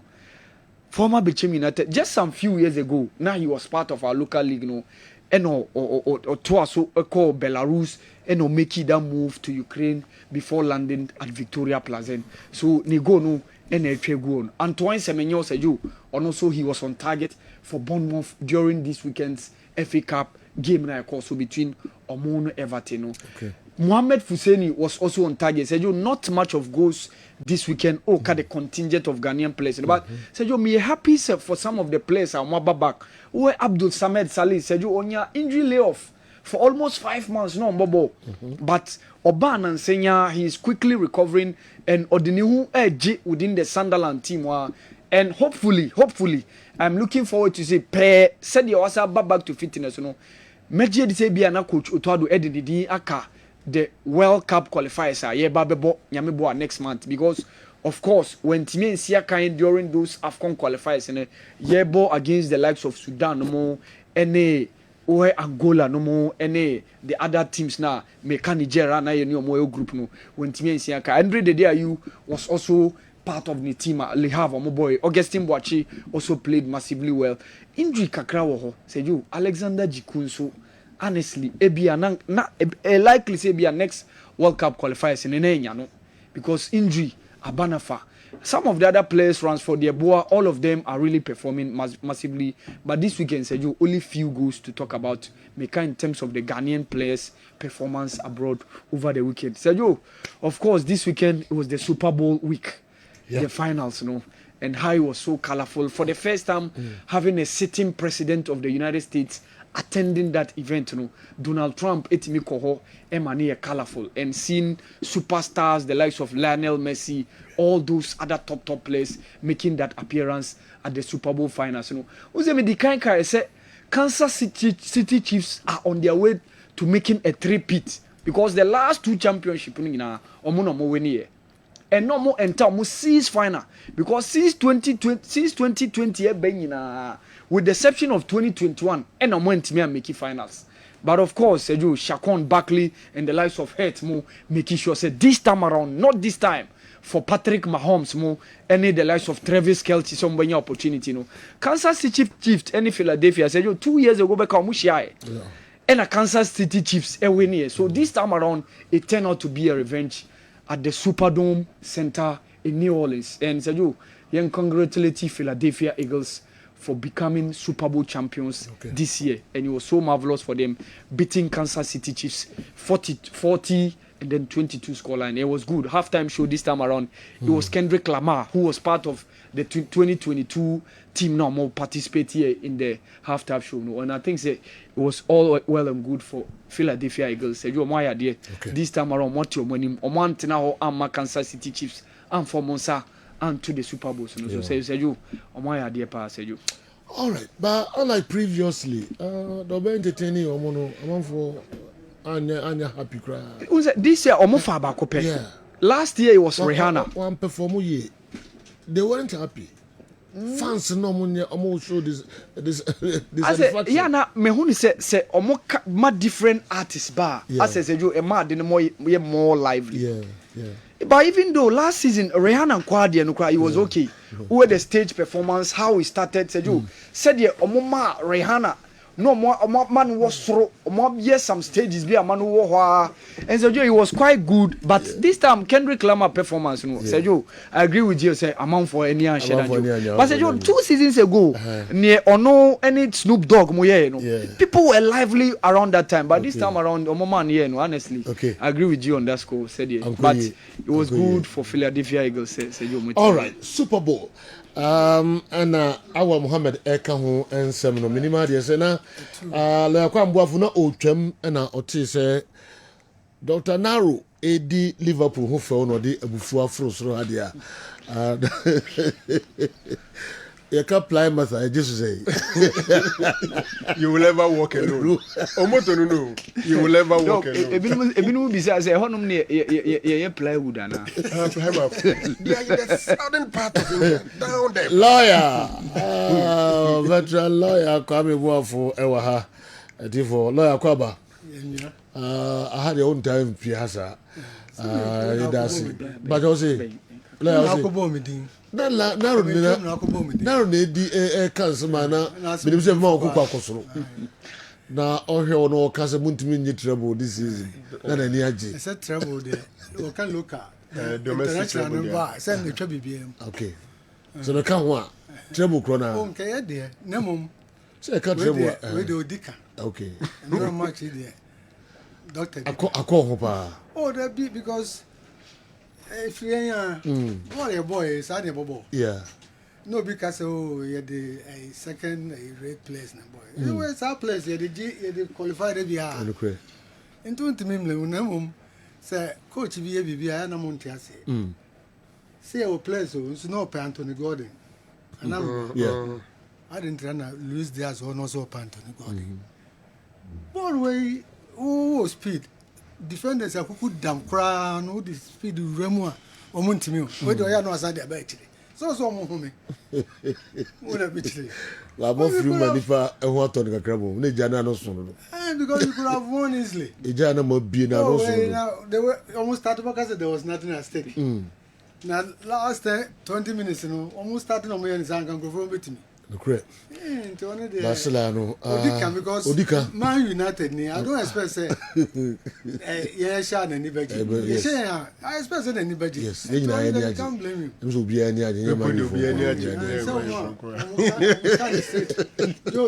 one can say that so you mo be any aje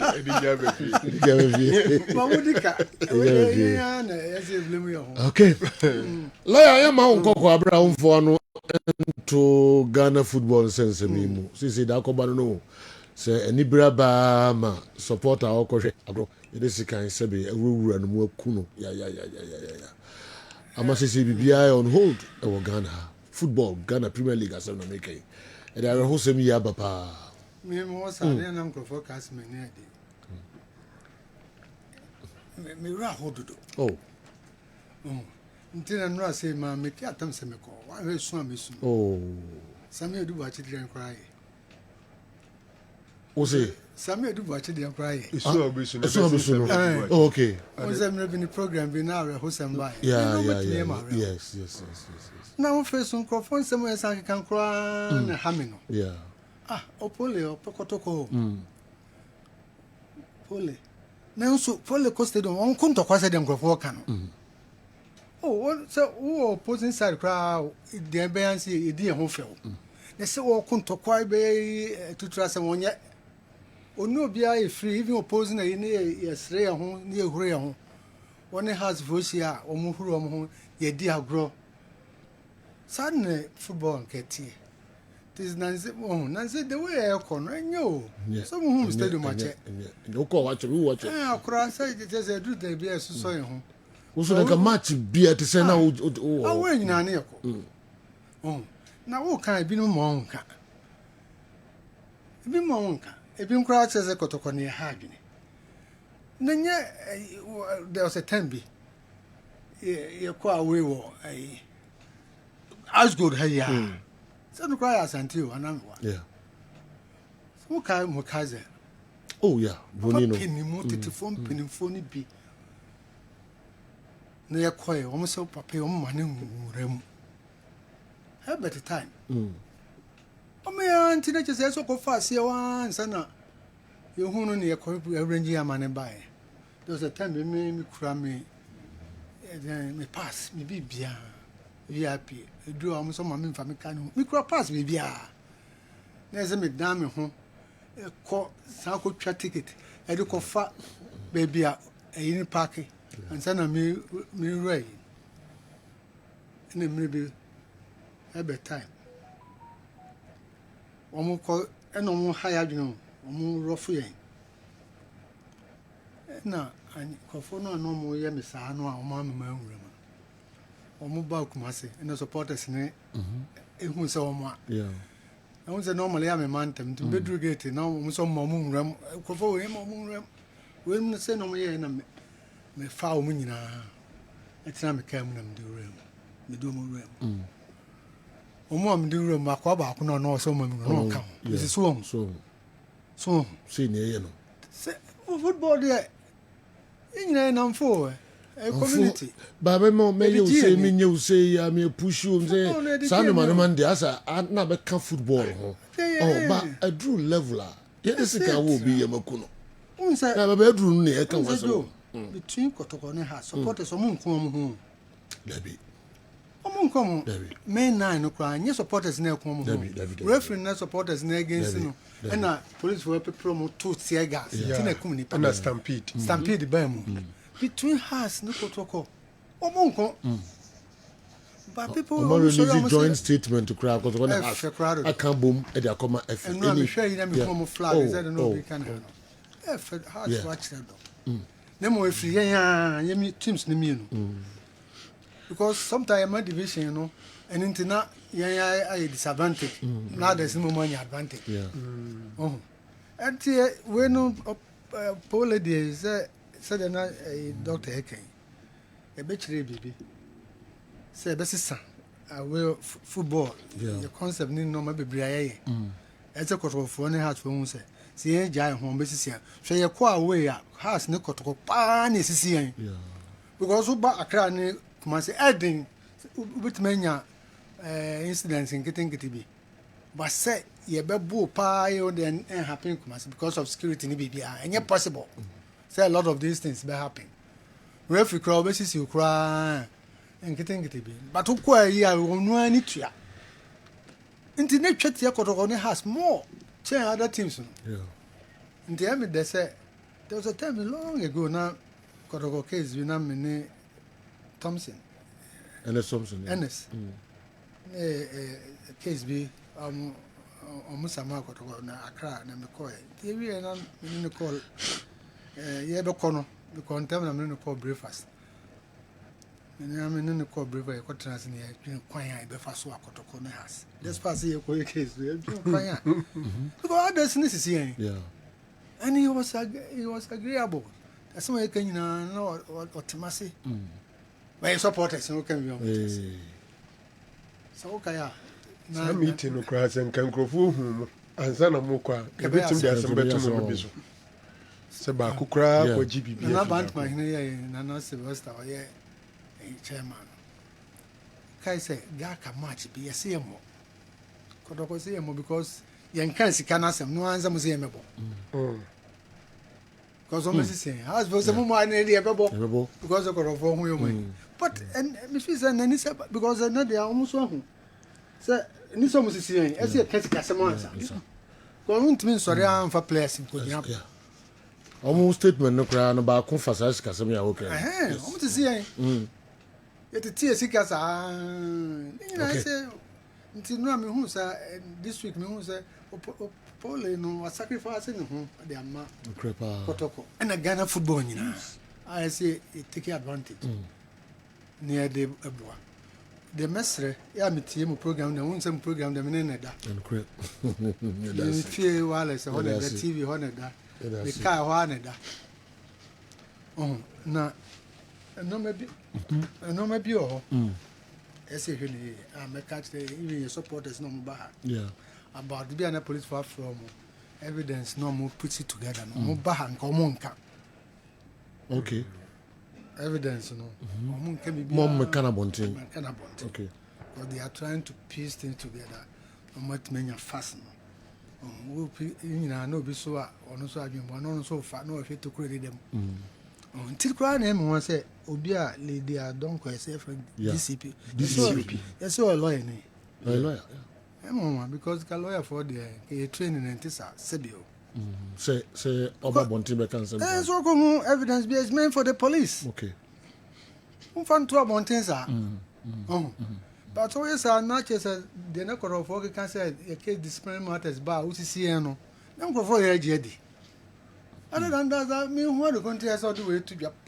security officer police ni I'm so shocked officer at that level What's a lawyer? Head of security. Head of security and safety and security of person. Some of them on more pandis, more football, money, more chain, more some running football. Because teams who go outside Europe stadium on the young one discipline. Yeah. David. Outside in even the FM run home. Yeah. Yes, stadium Hong Kong and the bonnet me. Na Kofi Kojanya is my kitchen on Kobon. Sir? Calf band Kotoko. Yes. Because Kofi Koja. Yes, it's my kitchen. Yeah, Yes, stadium. Yes, stadium. My calf band Kotoko. Until a person says, so who nipa outside stadium, they are Wunkun. Which is, I mean, who are the great man? Just a Wunkun. What is she trying to? I To mean, exonerate yes, the yeah. police. Name the to man who exonerate can't his answer. But they said they will be so welcome those days near the 10 some years so. You didn't call court or something, sending for a Kuna album, was a Bonkuna because so boy any fame. Sabi okay. See a Kuna stadium, you Kuna Chelsea and Kunana. Maybe so cannot they are protected police? I'm the police is not protecting no, because police now established video. Yeah, say the police no stadium. But the outside, you don't blame the police. Yes, I know so. They say police from Kwamo blame him. Now moment to make. Also, blame police. You because they blame police. At the end of the hope, if say personnel no sir. Where you here be our expectancy no. Personnel no sir. Oh, I didn't come on human because we be across through for in life. At that now. Yeah. Because something one only from adwene who say oh sad the emfa from there was a time in the corner for no fight the security. Mo say ya kire ho. Oh. Yeah, almost got on your hand. You got over you men here. Because they be a conipa in the Dawson. Tim Bia, so I imagine says, so back to air to conquer the association. Yeah, quite away that. Obesity Tim Bia, on to see Tim Bia do cotoconquer of association. Why? I'm more money, more than more quite away matches. Oh, opposite Cotoco, me who at the country. Okay. And don't say, make out at the back. Said every phone. In some way, you see a near brushing aside. Say maybe a cotoconia match or doma. Match here, Cobono. Now, doma phone, the guy president of the Cotovo baby almost said no more 2 war songs. Who refused that situation? Cabianca do Munipa in charge, go young, could be a bit me. Actually, no more 2 war songs, Cotoco Bahunti, just a bit me 2 away. If any you be a commander, you can't match in the same way. Bono. I'm Panapa no machine. Nanya, a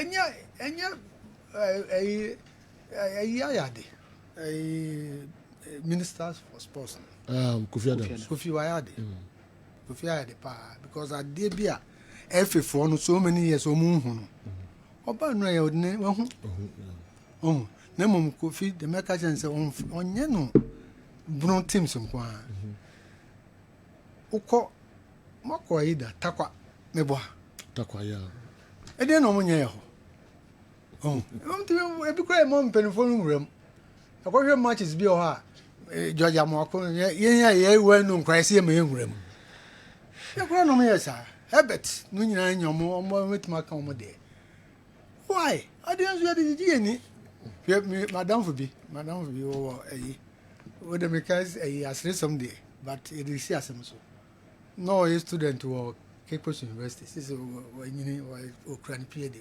Dr. Bilianan. We are Martin Cap. That hard cut supporter or a student. Kotoko Beba Kessben, no Kessben University. No Wafaka Ba. Kotoko Sanqua. No Santana Mubas, no Moko. Omupon, you poor much in your no but no Quafaka. And I name my business. Kwaku, I then I answer. Jado and us man. So I am ma and son is great. Any football you back, mammy. No, I'm saying for a quarter for this. Oh, yeah, did you any? Me, apart from sorry, any football. I didn't view.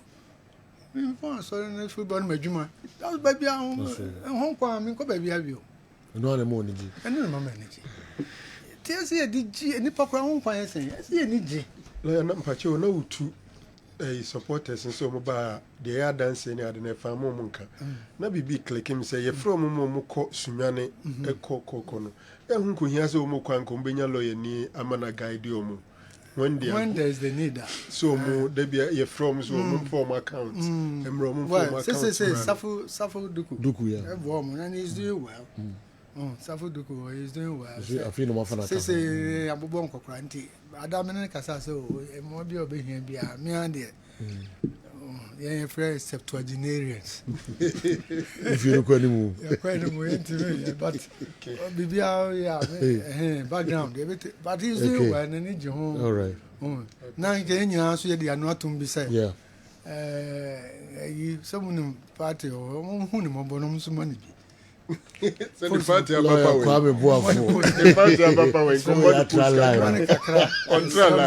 when your opportunity when your opportunity football no say the party for the good of man but so man bibi pa enti ya ha to folk na sante kotoko joint statement of the ababontin oh e bi intense say lawyer ka no oni Ernest Thompson ko sia e kra ko komba bi no ko breakfast ko dwe ho but we dey omo babontin the omo e dey to dwe nyina no omo enu nyina na adwe ho eji e dey free Ghana Football Association e ho omo say number 1 the Gbadegbe Commission report must be fully implemented.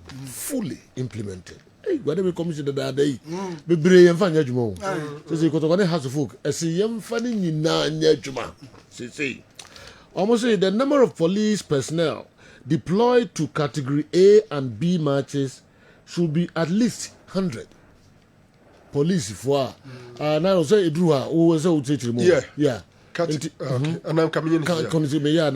After Gbadegbe Commission, we categorizing matches. Yeah. All Black Stars matches are category A. Match involving Kotoko and Haas are under category A. And every match involving Kotoko and any other team, or Haas and any other premier team, and so a category B. Yeah. Na category B and Shisheye any Wabua. Yeah. Number of police time. Me kai baako pa say eni kwan se kotokone ha so mbo match anajo that was one of the enema omti almost implementing it fully to me sure say person kire say categorization of yen games na Gbadegbe Commission and the referee yen ko fan. Okay, all right. It is this way mpamcho mpanifo amunsa ehya se nana pinkra awua na pinkra kwesi awua IMC chairman Asante Kotoko and afa Togbi afede hatofo omienu and omunsa secretary yase dina krata na powerful papa efenso the Togbi ni na pinkra ensa and esase almost in addition at least 20 military men should be deployed to category A matches and some category B matches with high risk of danger. Yes. Ntom person mu kire say anye yekura no category A match bia no asojafo aduo no de so mo ho. Na category B matches a yesusu say ehu no. Eno nso no e say asojafo 20 ekoka police for so mba ho no. Okay. Security personnel must be from other stations in the region and not from the locality of the match venue. Yeah. Nti security personnel do be ban say ya police for na asojafo no. Say baby aye bono no enye ho na say omufri ye bono Kumasi a enye Kumasi for they could be from different places within the Ashanti region. Okay, same fan say be amampon no omufri aba e bi a oboase no omufri aba say ye bono oboase so e bi Kumasi say ye bono e bi a Brekuma e bi omufri Sunwane ye bono Doma e bi omufri Sunwane ye bono Wenchi a e bi omufri Brekum nti omufri different places within the region. Maybe I ball when you police for okay. Wow. Security cameras must be installed at all league centers. General yes. Me say me need say boss you know say uko jivendi restaurant here. Say barbering shop CCTV cameras shops. You are calling for a Baba Yara. You see the beer microphone we will gate. And to be a titi take it in the gate. Who the security camera back up? Ebe boho no ma. na aye den meanwhile moji percentage me kai say ya kasa de was say security cameras are so important and they are now cheap and to me say stadiums no there security cameras and mo baby A new risk assessment must be undertaken to categorize matches properly. Okay.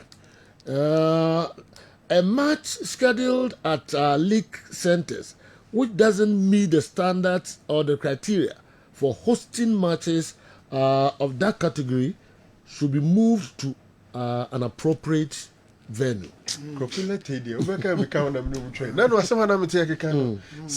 you're categorizing matches into a beer, for example, Kotoko, any young apostles, category B.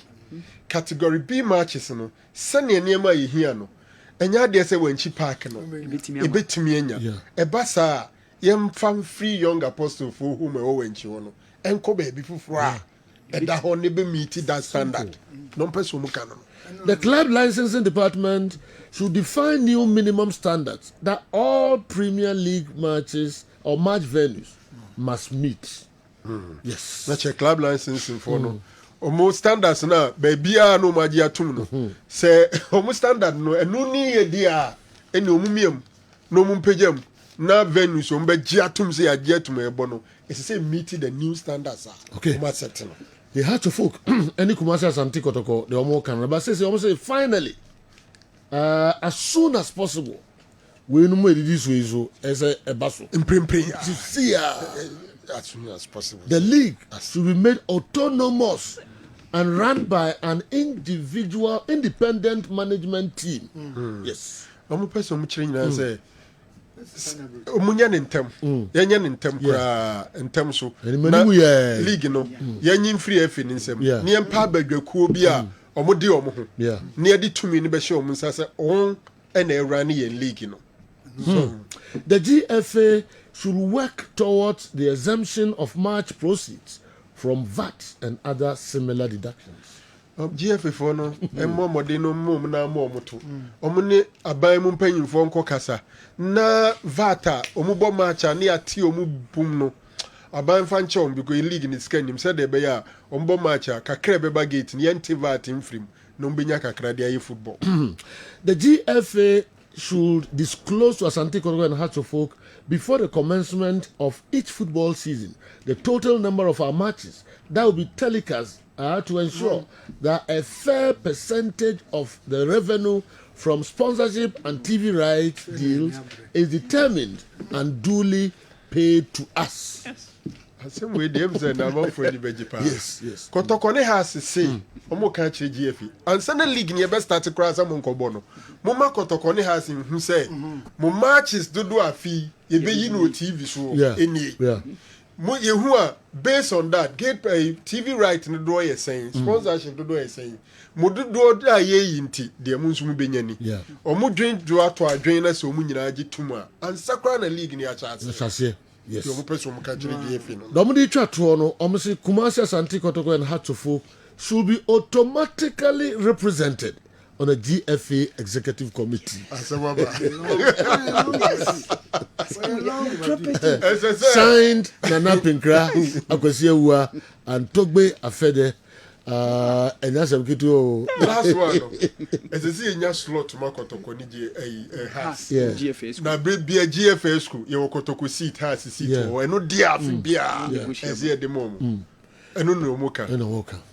Timu po mumpo House of Oak any Kotoko reps SFCO esco so. The asemo na me ba. It is asmo mo dey good at current school. Yeah. Kotoko hoda Kotoko da so. Akosi apia obati hu ni yes.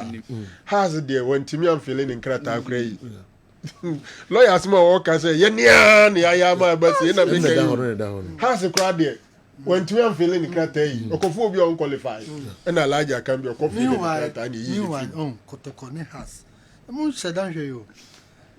Other teams to Major League Nanzemi Buana. Kotoko ne has or from one. Who's there? Soma Blasters.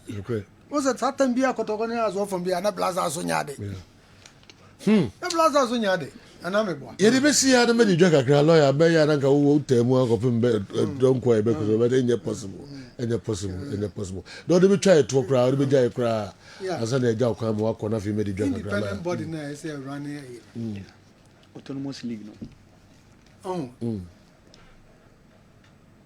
FA obi a FA member ne team nko 5 anamebo ipa ba ko ne team 5 ti e to abase yi wan ya so no odika nya 5 kransa every 5 nyom ya na vote say na vote mo 3 Premier League benya 2 na division 1 so ma 1 huh ona me tire influence no be no okay tika benya dia brony adwuna different those days your friends say SK menu so no kotoko director crowd obey FA chairman nebo satan na mre bi o say we the FA kokko em tell that so crowd we the FA kokko you free league no the bofo accord the FA kokko you ni free mo has the FA kokko SK menu na yet chairman of GAFA in those GFA Kotokonio when you has and film me can yes asem so say who you has a film say when you so pole ko kan ya say wo mo adwan o mo kokko apai say o say yes wa ko kan say senka has be film dia share train film and say me obi ana o mo ya adwene me da har kotoko has nyemi timi so me no mo ya adwene has in film ya ne ho ana enkobo yẹni nsuate mmeramba sikaben na ebenya ade dawa kotoko ne asese ebie ye ni ye ni ehu the whole world dey see that shas here the whole world dey see all right lawyer that's yeah okoba you sempi o me do be wura sunwane okay anope ya makoyi case na free free back to sunwane circuit code B okay into ba mema mu details kakra okay kotoko mpanyimfo bi nso do mo ni ahwe ba bi omoko okay na pole family no nso nsem de kakra omo tene mo bi a ififi ba ba ni nyina no ebe kan local stories so dem was antikotoko ka sem twato na me ma pele abusuafo ya akọ because me no na me ni share one on one chai me hu TV so ni bibia otukwan emre bi na me me for training no about the no mama me such a nice person me mama yako okay mama shade yenyina so ye bompa yeta omachi all right lawyer bedasipa lawyer Kwame Boafo no de abeboa ya na no pay enso eno lawyer edasipa saudi wan monyam abetai program yi achi Kessben television Kessben 3.3 Kessben 2.9 Accra Asante Kotoko management at the notice way abrayin. Also the management by this notice wishes to inform our supporters and the public that it has not authorized any person nor entity to receive any donations of any kind on their behalf towards the yet to be announced date for the 1 week. Also 1 week observation of our beloved supporter Francis Yafrimpon Nana Pole. However, supporters who wish to donate can make their contributions through the club's official mobile money number 0549765842 with their names as reference, and any donations of kind can be made at the front desk of Opemsor Radio at Menshia Palace. Yekwabana we mu chechiremu nyina no enso ye de abremu. All right. Doctor, Jonathan is saying Sergio Mpacho Nyamiadum we dey e chopa kese. Ai nyehwe du ba bia. Afidie so pa. Du ba bia sa. Na mentimi nya ho hwe. Du ba bia sa. Ya jatum. E jane maame a me maame ne me papa hwe mu. Omo hwe me kwa e we sis. Na o se. Me ba kwa me de taxi ne ba yo. E o se me driver kusi wo. Wow. To the fache Martin. A chopa bia ni ho. The here no se waba. Na ye bompa esumo mo. Na nyame mo ahodin ne kwatintin. Member me client ba kwa we adwuma o cocoa board ama hwe ne ma ne ho ato no ono maduru biem. Okay. Yeah, or bring me chocolate. Okay. Friday National Chocolate Day. Oh, okay. Patch way ya Wow. or some from real. Dog. Well, your fan Yeah, no the mommy. Oh, son of some. Do it chocolate. Patch dark chocolate and okay. Original one. Okay. Patch. Wow. Nice one. More program now ne opana on nice. Na ya di grand crack. Me that's it. Na na pay na the brain doc. Yo, so you me that's it. Dey kan no dey enije kese na aba for omomo pay adwuma ye. Nti obi accountant na wa chatter na we nurse either so a diploma na say degree nurse and na say we lab technician either so a biomedical scientist and na so a motor rider numbers na mebobo no obi tuma fresh so kuma say ha ebebo ne pa and na say we physician assistant so takrade and na say akra obi tumi nso afre numbers no a mebobo no say yo dey kan ya meni ajepa ne say Friday no nyame de ade bi to makoma so e was say yehwe ho asem na yeka okay ade a menyaye abra na mi dware safety and comfort na mi dware no washroom okay na safety no comfort na my so confused kaka what does it mean okay measure na resource as am account na 3 ways okay and then the interpretation about any say say ufi Kumasi ni Accra Kumasi anase Accra oba ana okwa ibi fa flight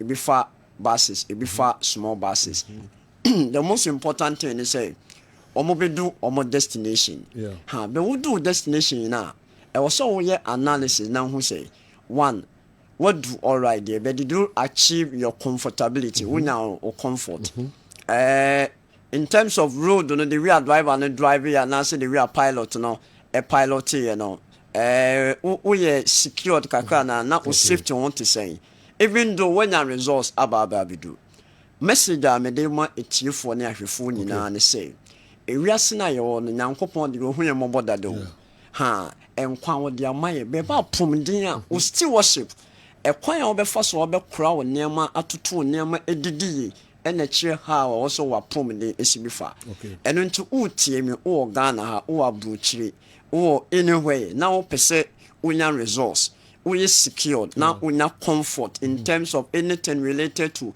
health for the Balm of Gilead over Balm of Gilead clinical where your prophetic message and media my obi a obey ne papa bia ne papa ni di nkomo kwa over Balm of Gilead enya about nutraceuticals na ye supplement ne diet control plan kwa na ye o your boy home modern to say mo frem no ye be bom paya ma ye be chirechire onyamesem ye be chirechire ne wo so we na aboa into o hwemi utie mi o any health challenger baby ba ko a me kanfo ama opa ne se braye ho ye be boa do ma ho ato papa say ye yare from ti ebisu na se mesiro beso ye hwe o beso ye hwe a o be hu se ampa wa ba baby pa ama nyankopon adom ofa ye nso ye so ahwe ye de no to nchen a se ye be nya safety ye be ye comfort ne ye nya resource e we ne ye dia e wo se ye hunu enuane na ye di ne baby free ba se jo ye nuane dodo na no a ye di no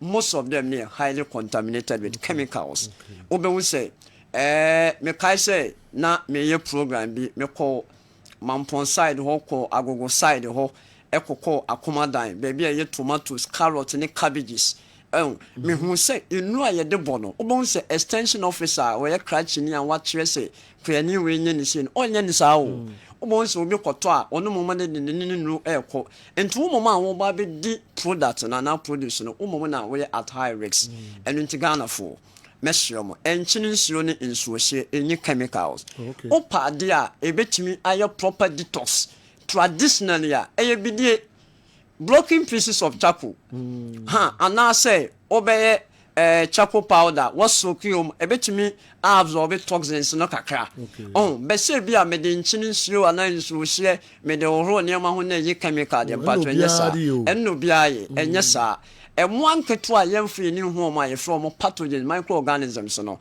na itimi omo ewo ekwan bi so enu nti no o pese waduane a enye obia ne binyes kato biogen vinegar enu nti no o de o akurase ebrodua ye tugu no ene ye boku be wia ne hono ne hu ho kwa se maninya bidie on enwumre overnight no tomatoes cucumber cabbage nnua bane entosode na eye fruit vegetables anase eho oden no so kin overnight de eho amere no beti se kontomre lettuce mo no de no within by 20 to 30 minutes no waye wawie momo no na wodi nsu a ehye kakra anase enchini nsu asamfron se ne be ya pathogen bi or anase microorganism bi or ha ebetimi be oba in our modern terms here yet biogen ba biogen yadru eye food product and say okoto nneema how bebre be kwa kofa yare wa ba ne nneema bebre a ebe kokọ sesem hwie ni tini ba miensa pe fa gu nsuo mo fa wo ho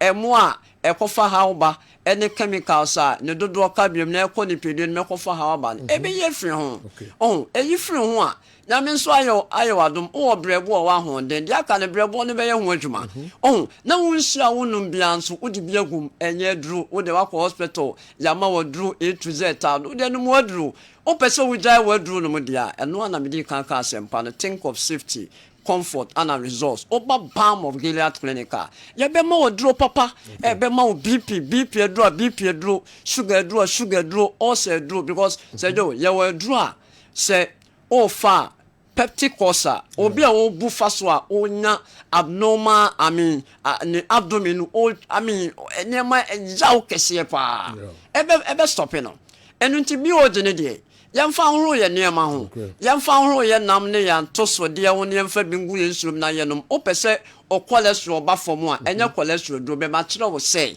enkruma ye cholesterol duro eye cholesterol duane nti wo de wo nkruma no twetwam we misra mo amfa cholesterol no mo de mo nya recipe we nkan o ko hospital na cholesterol ne ba from doctor na bi you free so fankruma kakra what is so shiago ho no abo modern say wa sonison o de biogen agum na ama resource o person so tia fansio fa bi gusio no say do me koi nkofo bi penam dodo say do enam a yewe no e good benipa unyini atonam so ha nipa bia unyini a de wo so ma woni ko ho pa eye vitamins and minerals are amount protection from your new abaya to so dear nut any in seed nutrition any herbs ya ma ye nuanom ne ye papa no mu bi e de ye nu na ye no utimi so rebi in the right manner in the right proportion so na be ya onwen so mfa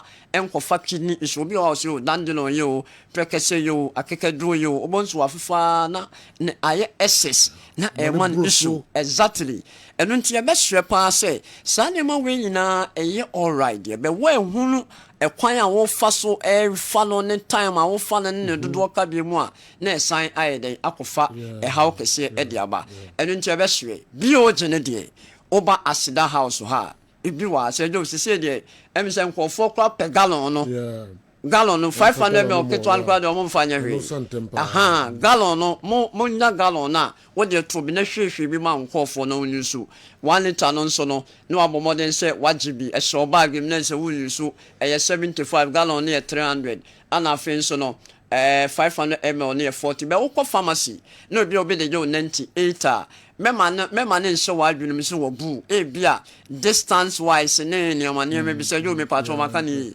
yes on share them won't let so the brasila house na beto bi o beto bia ebeboa o frɛ ye numbers ne nso Ghana ebe bia no ye be directo na monsa aka mi se yo ye ko de enam no ho asem mankansi enam bodo a ye hwe no emwaye dosu unyini atonam so ma fruit ne vegetables and no so Francis Ajimai enam bebre enyo etimi ma uric acid kura kosoro nkofo bebre mo complain me kotodwe me nine na esi form no ehihye me benin say gout and gout no ade ba ko a put into high risk of getting gout uric acid high elevation of uric acid enu nti be hwe say enam bebre aye we no ye ntete so fish kura mpa say yo fish ni bi on mo a a chance worry nantwenam ne digestibility rate no e wo form a che ansa na digest be wo be fa salmon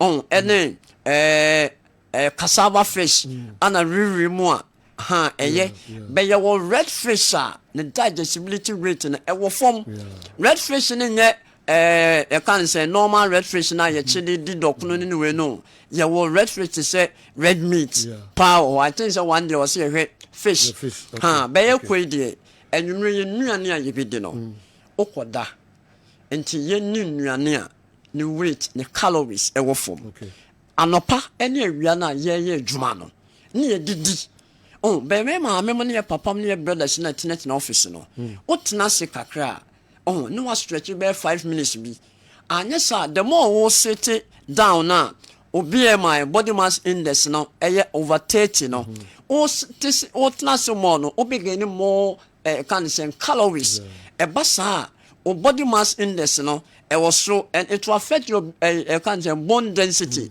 think of form tena se more no do now issues with arthritis ana osteoporosis especially when you're in 60-65 now you be see so about balm of Gilead you be more safety you be more resource you be more comfort you more nura e be more nya resource enkofa e how foforo e meto so anything you say fa wo ho be dane na nya memoir you kuma say the Kessben you need a hotel and next and the opposite oba Accra so you West Legon pe takwa de your anaji your numbers no 0240 51 21 71 0240 51 21 71 and I said 0539 86 38 0539 86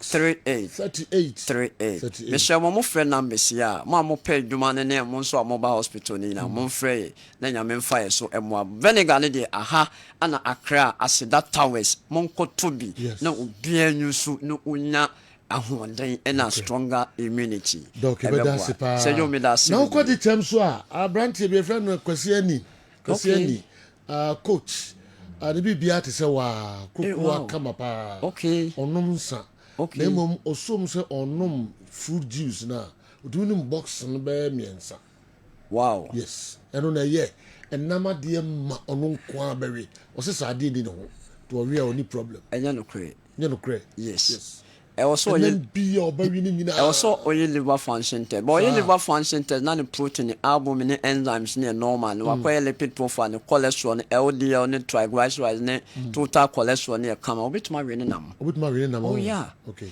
the woman ne was say omonye da oye de onye Kwasi ani be onye no nso no ni age no fa fruit ne vegetables kakram frame ba onum fruit no sa ade ma oh there be ade ma because a fruit juice a contain can say fructose a monosaccharide the more even all no na nwumre no e bet mama the sugar cholesterol for be o mo say doctor say nwumre mean light food no afa kodu ne nuaba bi no odi etimi ma benya diabetes na mi twem woni ho na pork bi si na nima no o ka bibia onti Kwasi ani wow I don't know empire so man. Say you read the empire say. Read the empire. Also this idea. Also this idea, you know. Or we are free. I don't know any mistake, you know. Me check me cholesterol sometime be okay. Say do now and then I'm 6.8. Wow. But and say 5.2 you more per liters. But do you know some na me stress me me kwa na me fa. But me tete stress so din kroma bebre no. Eno na mama pink kroma. Me cholesterol entra 4.2 da. I see. 3.84. Me cholesterol ba form bebre so a e affect vitamin D. Because vitamin D and the calcium absorption it take place. Yeah, when Yevazia. So don't patch me last. Patch chocolate in. Okay. That's what I'm saying. That's no because next week I can prostate who some catch. Yes. Number next week. Yes. Yes. So do. Na a treatable na. Friday na a chocolate we no. Yes, and the date. So do. Wednesday na me boa. And 10th. Wednesday na boa me kasa for prostate. Okay. Yes. You be hwe e kwan a menya me 30s and 25 years between 25 and 40 years. Otime bon ho ban yi na o PSA ankosho o prostate volume below 20. Unya prostate issue da. Okay. Enuane ye be dia ye betima maintain your prostate health. Okay. No so bi so ko nya bia ubetime treaty. Exactly. Oh, okay. You betime a treaty. Okay. Especially obia ne de no stage 3. Stage 3 near about 70 centimeters cube and answer in grams in terms of volume no.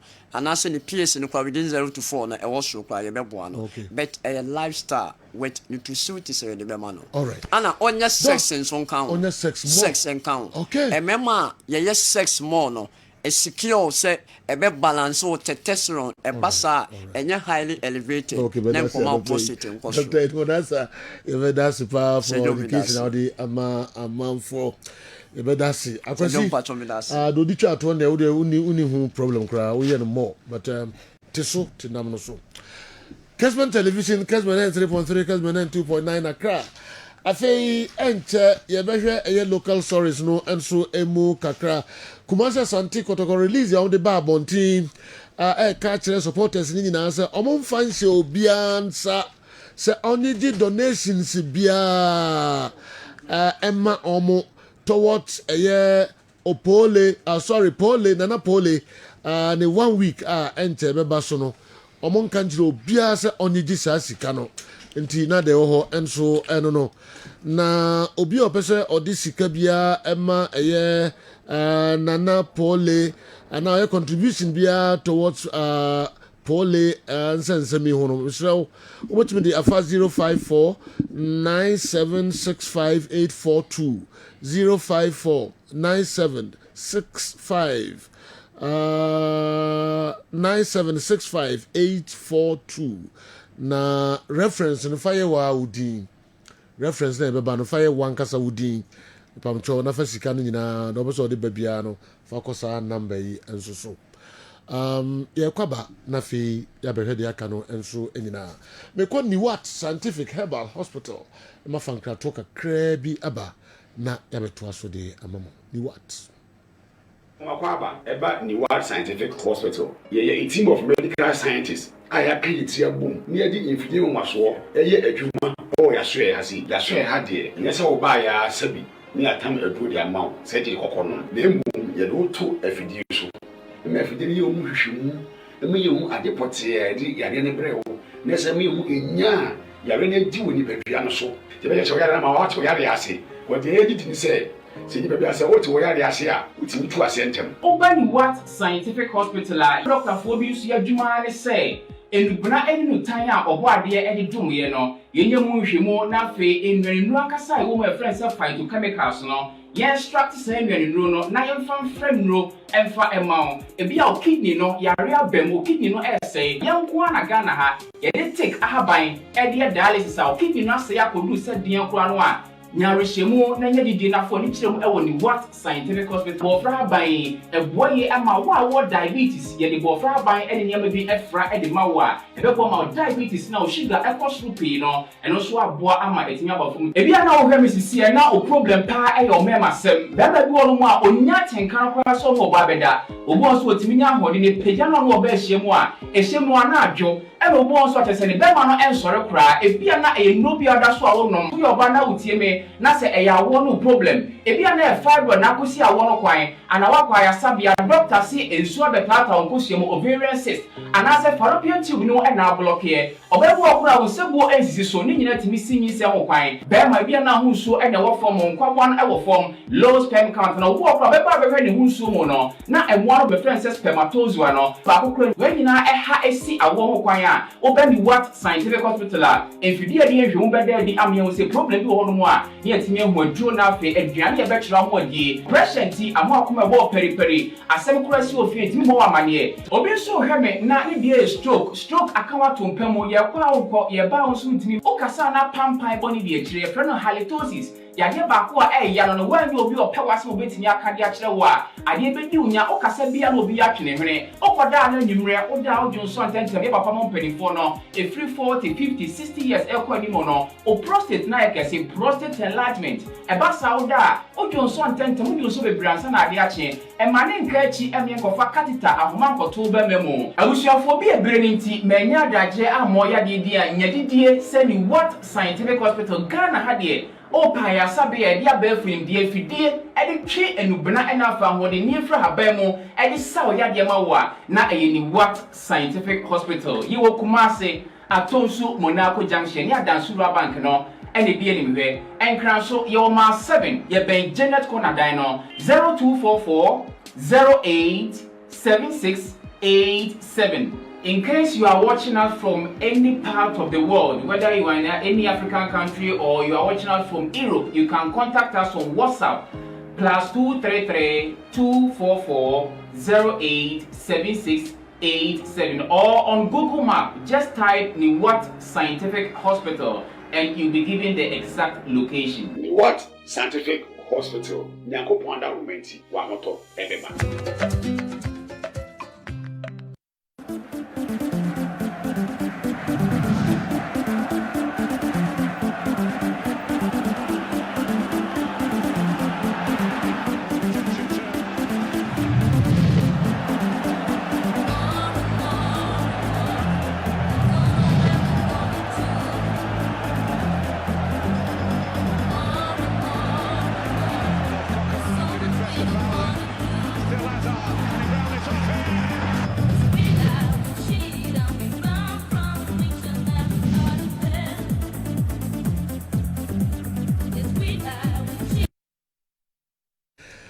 Okay, yeah, mamu nyina kwa ba biom de aba Kessben television so Kessben 93.3 Kessben 92.9 Accra na fe mu tie live and so e wo DSTV channel 364 na Go TV channel 121.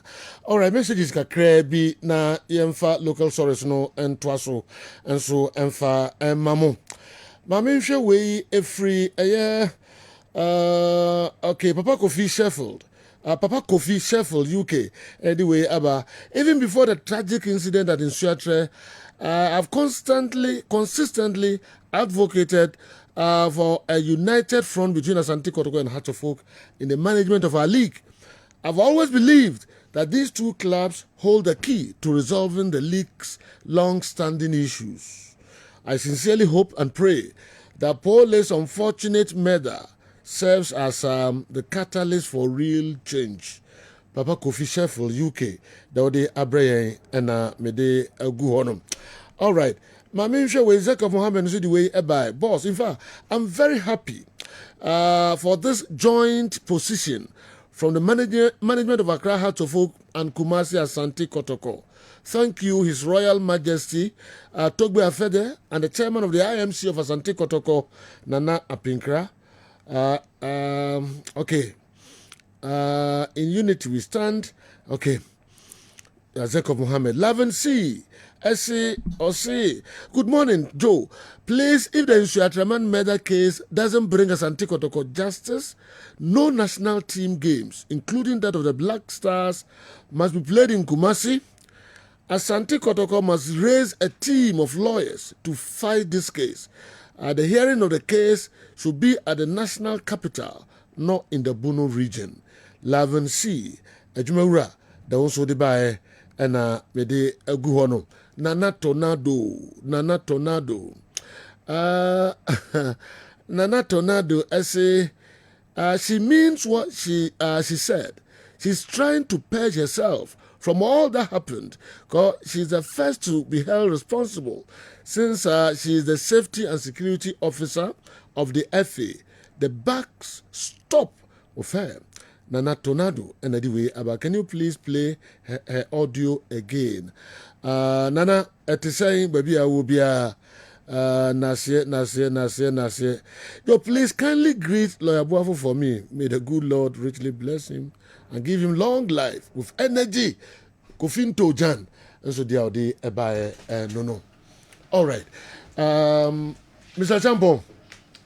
Welcome. Now, it is saying, up and down, send me by. And I say, that year, any pusukra.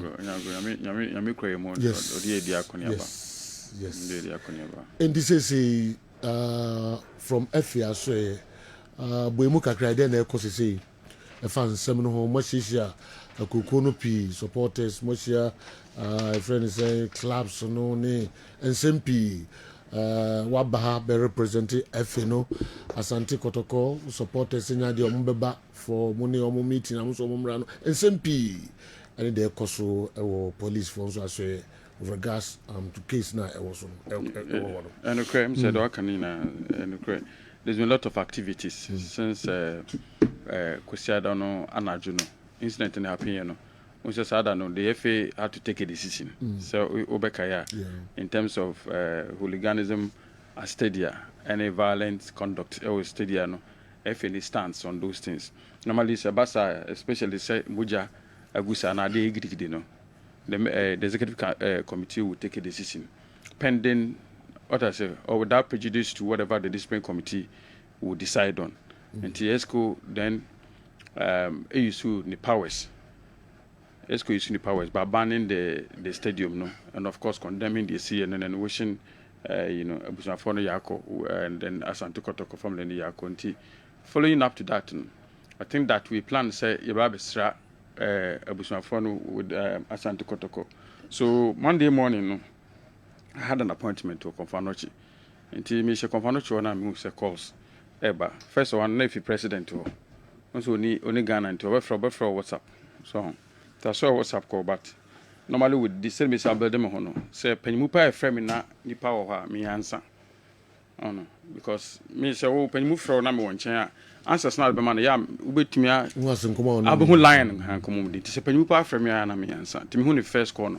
I didn't answer. I have to be honest. My answer call no. Say me pia. Say penyimu frame me say me answer connect be me match home baby mo then I would answer no match me home baby any power. But me confirm for inside. So there's no way I could find my way baby I may answer. Subsequent to that, them who say calls Afi general secretary about them who say okay and they are tiaba from kakra. So and me pick call no so. On person me ni Kotoro ye kono ye kochia Abusuafo no. So me hospital nti say me wie.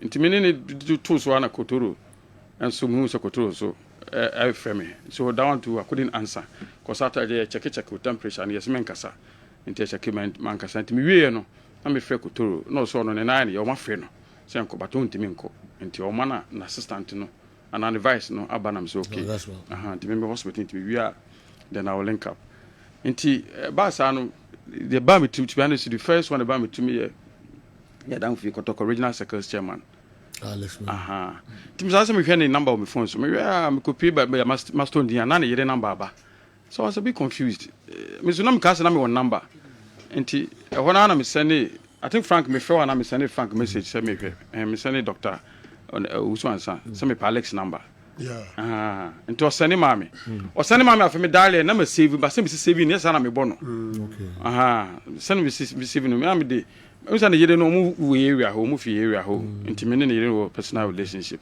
ntimi bo na yede di abanti na me frɛ Alex say this is the situation na say ba no so okay o come ready na boy ne dey poli ne dey within that Kotoko family no na close to poli pa no na so okay ne send a good thing na GFSA yembra na yenko chia Abusuafo no say abusua no wo kukum na wo mo basunyane abehwe body nti ono no and the Kotoko so kusunyane na so okay ene me hospital me yade me wia me ba be join no ne ko no so Africa e be fa no dem hoping say na ka no fi akire ba dem so me metima afa me akon so no so Africa e ba be fa no nti me koy na ma me we say me koy lab ne ho amra no me ye lab no wia me fa so la kumasim eko ma mantem nti sade ya o sene me number na me first number na nipa ko no be die timi to poly wife baby owo but what him say so subsequent to that no or sending me sa number no tell that time about asida house here cry because after na so Kotoro friend na device no also friend me am so we sham asida house because me person baba confirmation no me fi na me ba ha say tell am or the number no ma me to you to discuss baba na baba was so nim ho na me call bombo be try am so okay then no problem so we went there and am ne Agaspa RF vice ye call the wife ni na Abusuafo in fact on our way ye call no I forgotten the person I spoke to na Abusuafo say nka me hwe na na Kotoko MC chairman also or hino or in films or in video then I kind of the step na quickly ye call pasada no was there na me wo two upon the main one ye Konfanochi me call in hospital and the test no man me wi na me wo high level meeting e wo Sunyani road no so enti kra na me ka sen kan ya lesson twem ne yanko because me say sada na activity ho nti ye call na echia ni yede ne Abusuafo ne yede Abusuafo ne we ne ye call ne maame so nti ewie no to be honest with you na me sen call confirm no check me lab test call doctor you ready no we na me tisi kwa no so call sa second meeting na me wo no nti me call back to confirm no check na me call lab no na who say general secretary frame me but na me timi fa because na me san doctor for no na nana kra frame me MC chairman nana pinkra so frame me nti me wie na me frame back no ono so want me answer nti me frame prosper because prosper the need nkodo bia nti nana na frame na ye new nti ona me frame nti me frame nti me answer na me frame prosper so nana say he wanted me to join them say FA to join them so mo call Kuchia family no I'm so my baby di hospitals me yakoho anopa na my ba hospital nti ana me twa so no so okay say dia nana say GFA ebechia no so we discuss it Tuesday morning it's okay and Saturday say bechia nti na Tuesday morning e ka say Kuchia be me same person mo hai this idea FA for no fi akra me ka ho ne yanko to plan say on be call Wednesday and the Sabbath to so IGPC Wednesday in Shana no 9 o'clock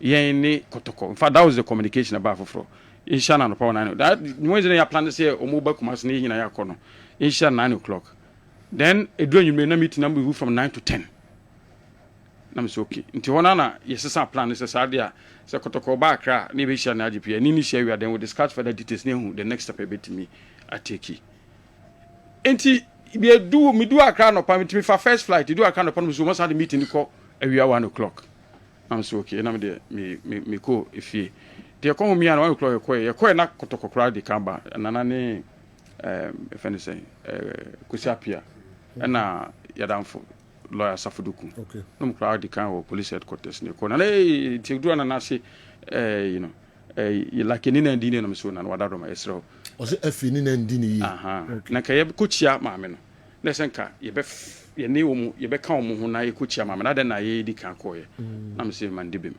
so enfun so onye boapayo na se the incident ni sisi ye no ne pressure no into upon frɛ Alex no busansa Alex was the first person to come frɛ no say details about pulling na FSA in konkochia no nto no kwa ne maame direction aso ba bia na ye de tie so tie so kwaye mabone no ma bebre nti anye boapayo nti we do adaro ma me man dibem nti yesre no nti we hu the next step a bit me ateki to together ne anche na IGP buy nti omomi ansa na yeso FA ni pa mi ansa na didi nkomo sa bobo ho videos na didi na ye wi ansa na ekohia main one ye di kan ye internal meeting no IGP ne koto company for me ansa na GF company for me ansa GF company for me ansa me general secretary ana nana Safo Drew okay ana IGP ne di kan ansa na ekohia you know club paying ni GF paying ni police management nyina yekoye sa joint meeting no e dey free wo until after that na the next day no so the Premier League for we meeting Premier League representative the CEOs ni paying no and we met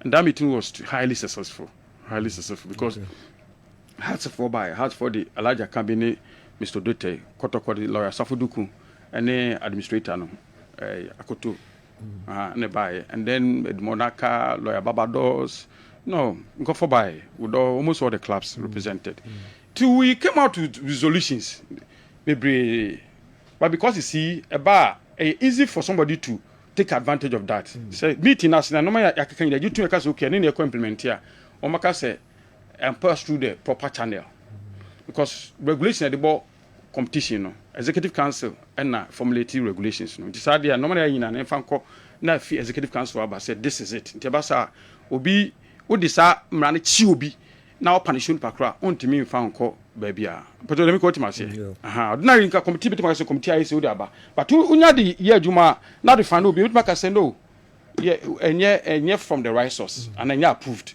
until say go through the approval until normally ye nyina no you are presented to executive council basically for discuss oni nyina until subsequently ombe release statement on all those protocols no in fact who say Wednesday anwumre no Kotokone has a issue joint statement say o ma present proposal bia ma GFA nti some meeting na ye call ye no Thursday no e kema say na mo nya fa no mai we ask Mr. Dote o say afino mo kwa yaba so that say afino mo kwa yaba ti some of the normally woman na no pe read no things ye nyina together with hearts and Kotokone and all the clubs no discuss o meeting ase make the what ma say ya discuss ya jijiatum be go to the executive council some of them found it way in this joint statement here hearts and Kotoko some of them are nyina oh da bi nyina ebi fresh things are almost account. But some of them, especially on security matters, no normal. Then you know normal, they are discussing sir when I say. And now the following Fridays we are signing supporters leadership of the clubs. No? And so a meeting. Almost so express say normal be almost can same be so people traveled. Karela almost fee same almost by Kotoko understandably recuse themselves. So almost attend a meeting. In fact, I think the morning before, no, I made an attempt. Semino Mukasa, so Mumbra, and other people spoke to them. Saying, no, this is their stance. And then we respected their stance. So Kotoko didn't attend as supporters one. But a Premier League then don't attend here, but supporters one is Kotoko supporters number. But other clubs nearby me discuss here. And then so Oma Tiki. And no maybe I send by any two official. But no more discussing between implement to it's been added to the match day protocols now.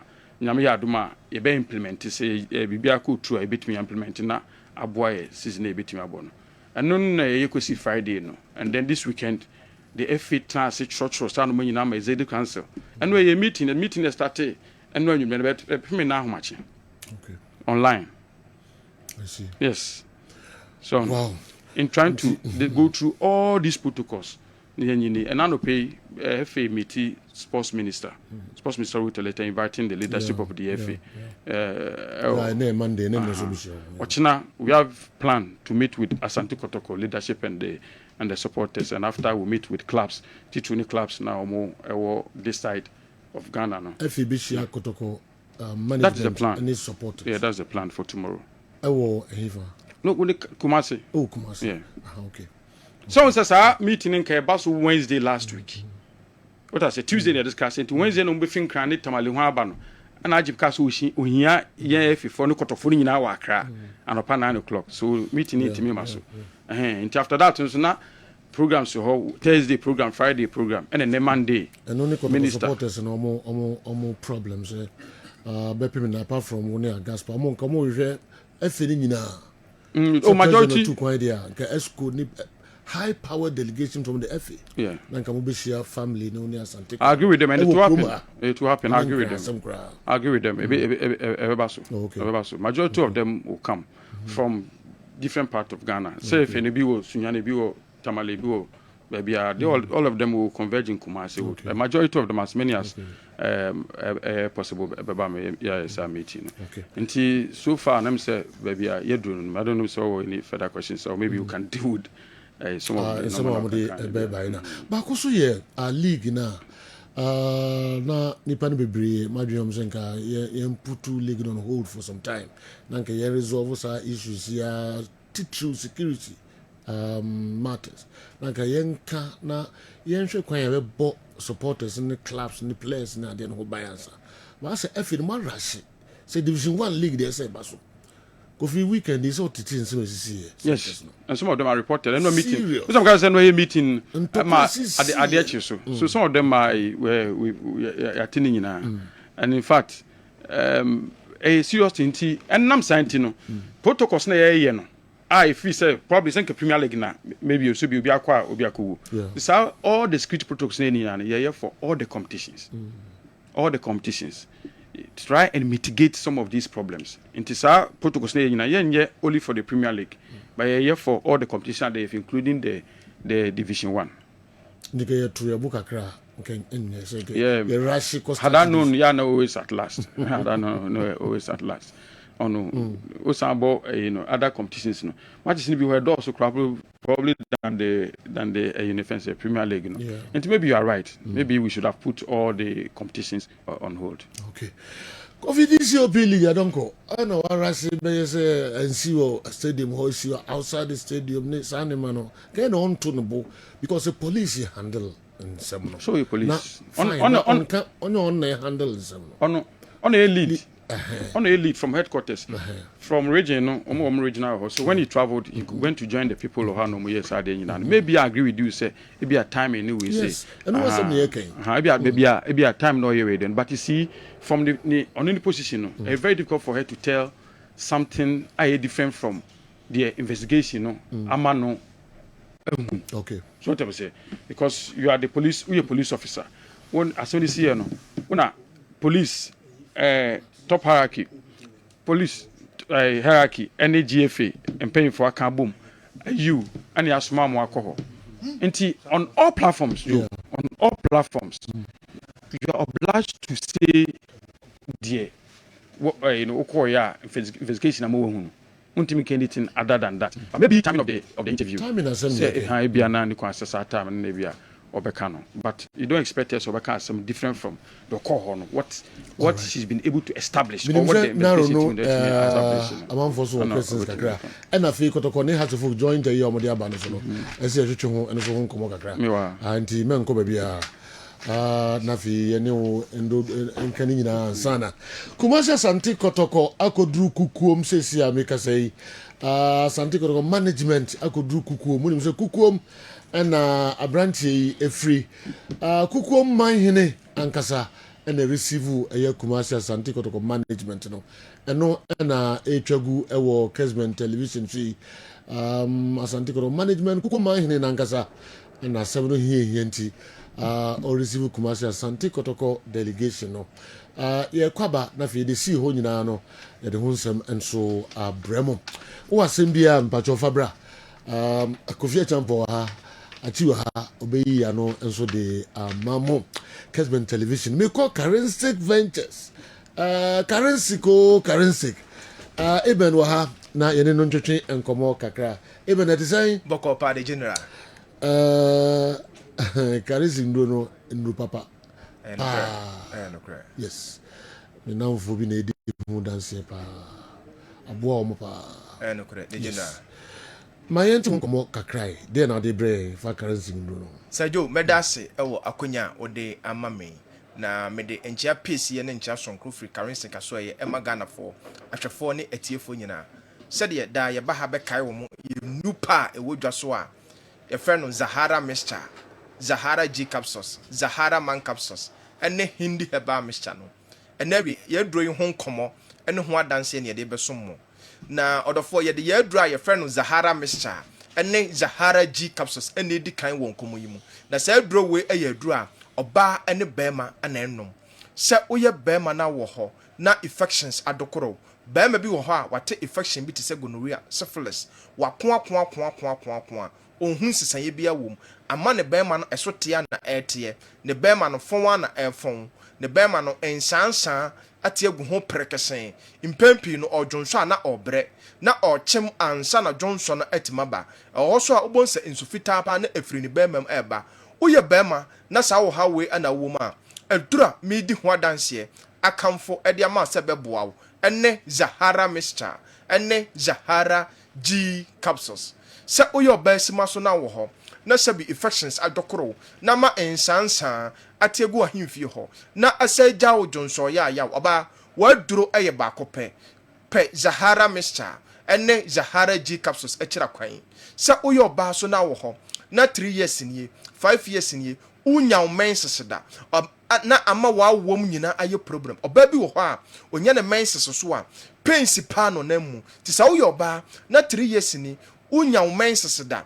na ama wa wom aye problem oba waduro aye ba kope eno ane Zahara Mixture ene Zahara G capsules udi ya ne se obekọ drugstore pharmacy shop herbal shop ba bi eton waduro bia wo se wo pe Zahara Mixture ene Zahara G capsules ya duro we aye duro a sort of ho na impempi wadwale awie na bibi ene nam ho nketenkete bacteria infections ha wadwe odofo waduro ene Zahara Mixture ene Zahara G capsules ya duro we aye duro won so a ebo odofobia boost immune system no ama onkomwa no anya hoden odofobia ho a ono nko ade bia onya infections a eduro bia fa infections ne be kwa emabiem no ono nko na ekọ na aba odofobi so ho a wabọ 2 years ni 3 years ni oda ho bọwa odofo otisa edura mi di ho adanse akamfo ede ama sebeboa ene Zahara Mixture ene Zahara G capsules wudi ya ne se obekọ ba bi eton oduru Ghana ha se ye herbal shop pharmacy shop wo se wo pe Zahara Mixture ene Zahara G capsules ɔdɔfo nkɔmɔ do yɛduro a yɛfrɛ no Zahara man capsules saa duro wei ɛyɛ duro a yɛayɛ sɛ yɛde boa bɛrima bia sɛ woyɛ bɛrima na wɔ hɔ na wowɔ weak erection sɛ woyɛ bɛrima na wɔ hɔ na nkɔmɔ no ayɛ mmerɛ sɛ woyɛ bɛrima na wɔ hɔ na nkɔmɔ no ayɛ mmerɛ a aduro a ɛbɛboa wo ɛbɛboost wo sperm count no ɛne Zahara man capsules sɛ woyɛ bɛrima so na wɔ hɔ na sisi yaleɛ paa ɛne wabɛtena bɛrima waduro ɛne Zahara man capsules kɔ baabi a ɛtɔn aduro Ghana ha pharmacy shop herbal shop licensed chemical shop bi ɛbɛn wo sɛ wɔpɛ Zahara man capsules ɛno ne aduro a ɛbɛboa wo mmerɛyɛ bi a wɔyɛ bia no Zahara man capsules ɛbɛba wura ntininim ɛyi ne nyinaa afiri hɔ ɔdɔfoɔ yɛduro yɛduro a yɛfrɛ no hindi herbal mixture na saa aduro wei ɛyɛ aduro a ɛboa ɔdɔfoɔ bi a malaria fever ɛne na bɛtena ɔdɔfoɔ bi wɔ hɔ a da bia naapɔ so ɛyɛ ne ya nanum ato nanum ayɛ nwonwono ontimi mpo ɛndidi da bia obi akɔyɛ adwuma no wobɔ sɛ yaleɛ ɛha n'adwen ɔdɔfoɔ wote saa fa hindi herbal mixture ɛyɛ waduro ɔdɔfoɔ o typhoid fever na ayɛ korankɔ ɛtɛwo so no hindi herbal mixture ɛno ne aduro ɛbɛboa wo ɔdɔfoɔ o sugar level na ɛtetewo no kɔ baabi ɛto waduro bia wo se wopɛ hindi herbal mixture ɛno ne aduro ɛbɛboa wo na ɔdɔfoɔ mɛntena hɔ ɛmma yareɛ no ɛnka wo nhyɛ dɛm adanse a ɛba fa hindi herbal mixture no ɛnyɛ adanse ketewa to ɔdɔfoɔ kɔ baabi ɛto waduro Ghana ha wo se wopɛ hindi herbal mixture ɔdɔfoɔ bi so wɔ hɔ a adwuma ɔyɛ no ɛɛden ogyina ɛntenten ɛkyɛ ɔdɔfoɔ waduro ɛne hindi herbal mixture wode ya ne sɛ wobɛkɔ drugstore pharmacy shop baabi ɛto waduro Ghana ha wo se wopɛ hindi herbal mixture ɛno ne aduro ɛbɛboa wo ɔdɔfoɔ gye number si ebia na wonti biribi ase anaasɛ biribi kyerɛ wadwene so wode frɛ nsisi a yɛbɛnya adagyeɛ paa ne akyerɛkyerɛ mu 0246 34 8334 0246 34 8334 0248 56 9335 0248 56 9335 adofo se de bia meka no aya memma yare no embubu enka wo hye dem ansa no wakopɛ currency nupa a ye de badwa so a ye fɛ no Zahara mixture ene Zahara G capsules a ye de Zahara mixture no ana mene Zahara G capsules na ebo adofo bia boost immune system no asa to infection bia se bi te se gonorrhea ene Zahara man capsules a ebo bema bia waye mera ye twetwe no bone nsamra ne se wa minute bema ene hindi herbal mixture ebo odophobia malaria fever typhoid fever high blood pressure ene diabetes hana dwen odofo ye nu pay ya to pete Ghana ha ba bia ye ton aduro bia se eye pharmacy shop herbal shop licensed chemical shop me shop so uto aduro no bia obeya danse no aka se charistic aduro no eye me da sesejo Ubedia danse se charistic enuro no eye ibane bedase enuro no eye pa so ampa monka mo ho na mompe charistic for enuro ne bi na numbers na branch dia to dwa no momodia na momfrɛ mo bia mo hia bia mpanifo enso de ebema mo enche mehwe na WhatsApp videos kakra yensa akano enso ye de hunsem abremo. Do have you heard about the tape of Insuatreman supporters chairman? They've not regretted their actions. They are playing with fire. What did actually make of the annoying comment by the Insuatreman chairman supporters during his meeting with the supporters? Okay, Jamsku, Kofi Masa Transibium na yahwe eno enso. Joe, big ups to you and your fantastic team. Please kindly ask Dr. Franco Naro for me if Barcelona's Pedri is underrated because the chap is too good. All right. Nana Kwame in crying. Also, the Audi Ebaye, I don't know. But chance answer me any day. Okay, maybe I'm over here. Ken, and so the Audi Ebre mean.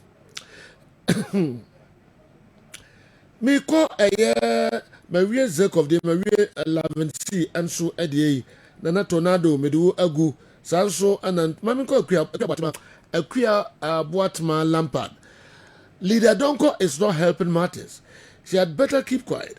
How can she tell us that the incident didn't happen inside the stadium? She should give us a break. A queer Boatma Lampard, there, on also, Wamaminsa, I can't, and I don't know. Gadgets back. Mami you dey free ho. na fe yentwetwe nkomo kakra say Joe.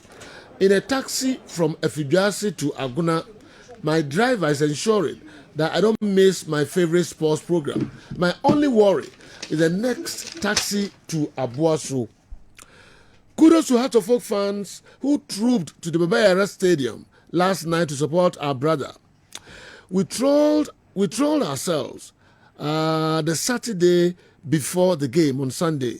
Just after the game, I was still writing a usual trolling post with him on my tag list, only to hear the sad news. Rest well, bro. Gattisburg Accra. And so they do we are praying. Okay. Sir Franco Naro. Doctor. Yeah, General. To say them can earlier. First of all, Omako yi case in a free fear pre circuit court fear pre district court.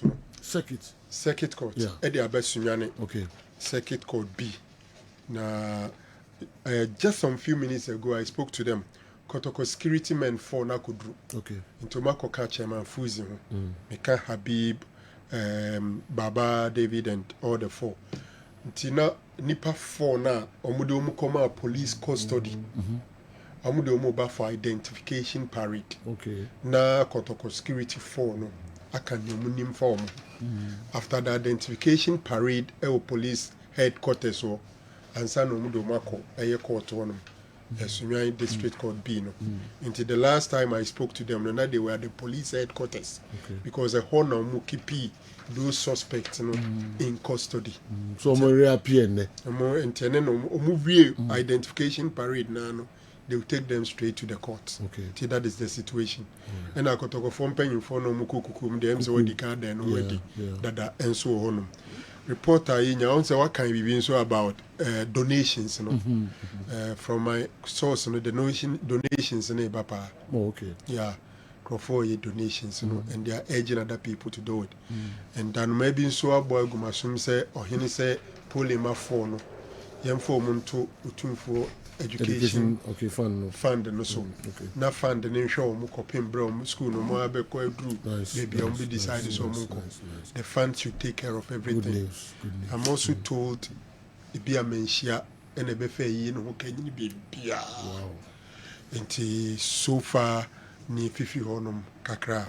Mse yaka dance so no. Maminsi number no so ebiom 054 976 5842 054 976 5842. Na o contribute di bene beba. Asante Kotoko. Yes. Okay. Now we try no yeah the name Asante Kotoko okay. By. All right, local issues no and chekwa Mickey edi ni nyina enso bebre. But the boss so far me wa jinje na say wo asembia so a obebusa Kofi Champion ready.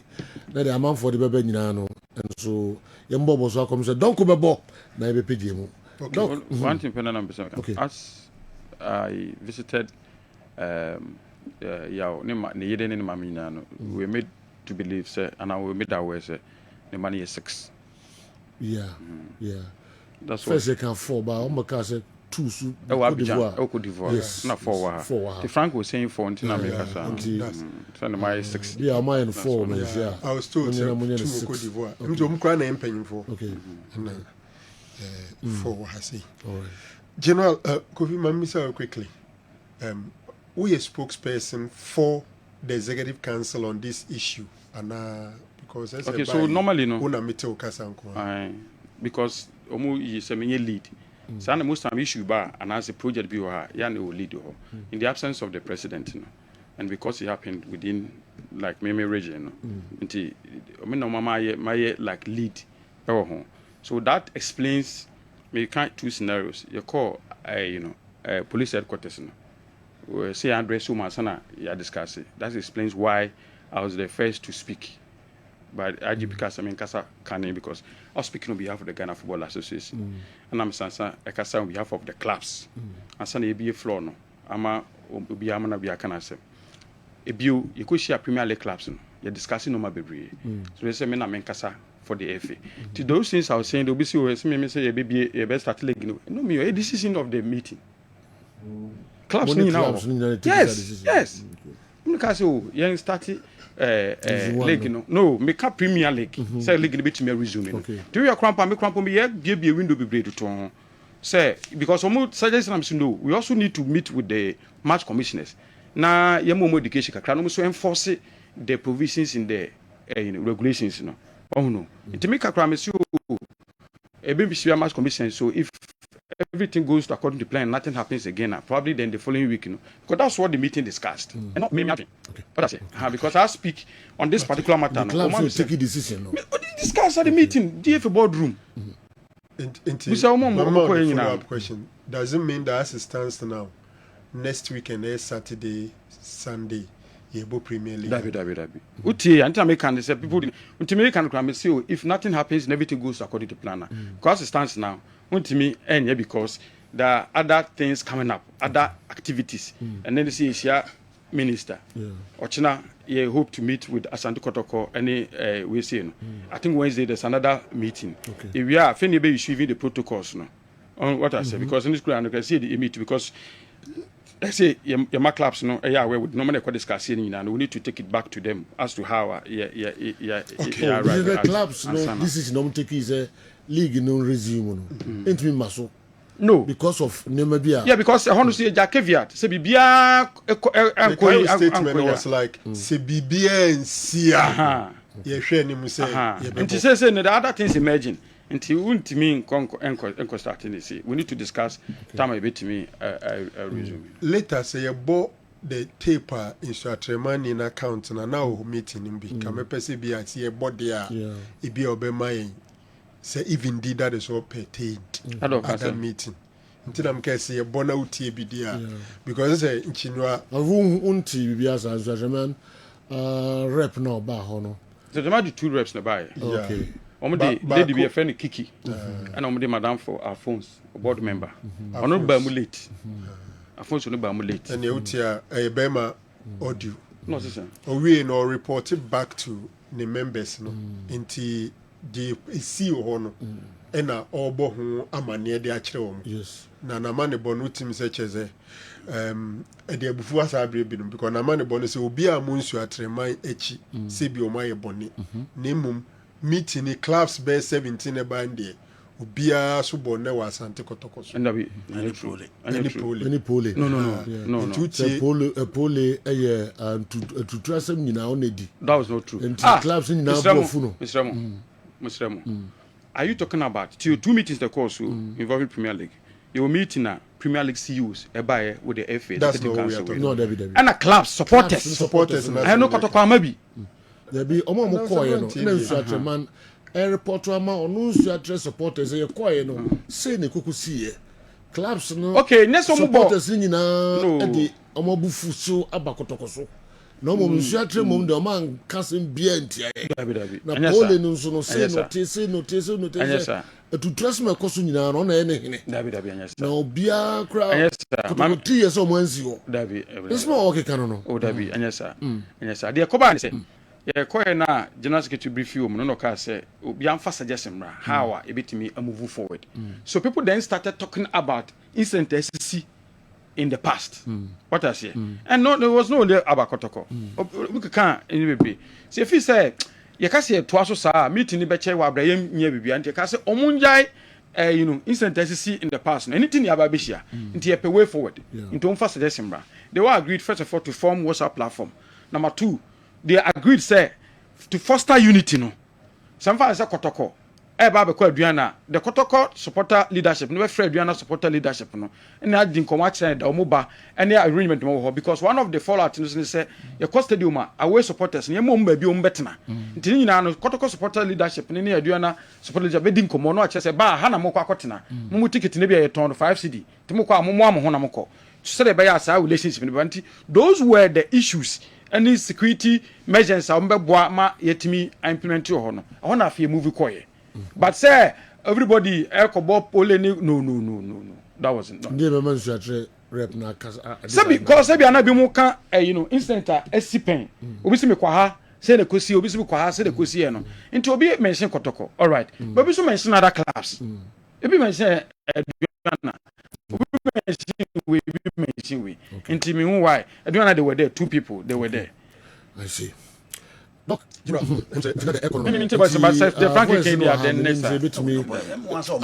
I don't know. Yenti voice kakra. Can't take a cry. Yenti kakra. Otherwise, I say, yenti kakra.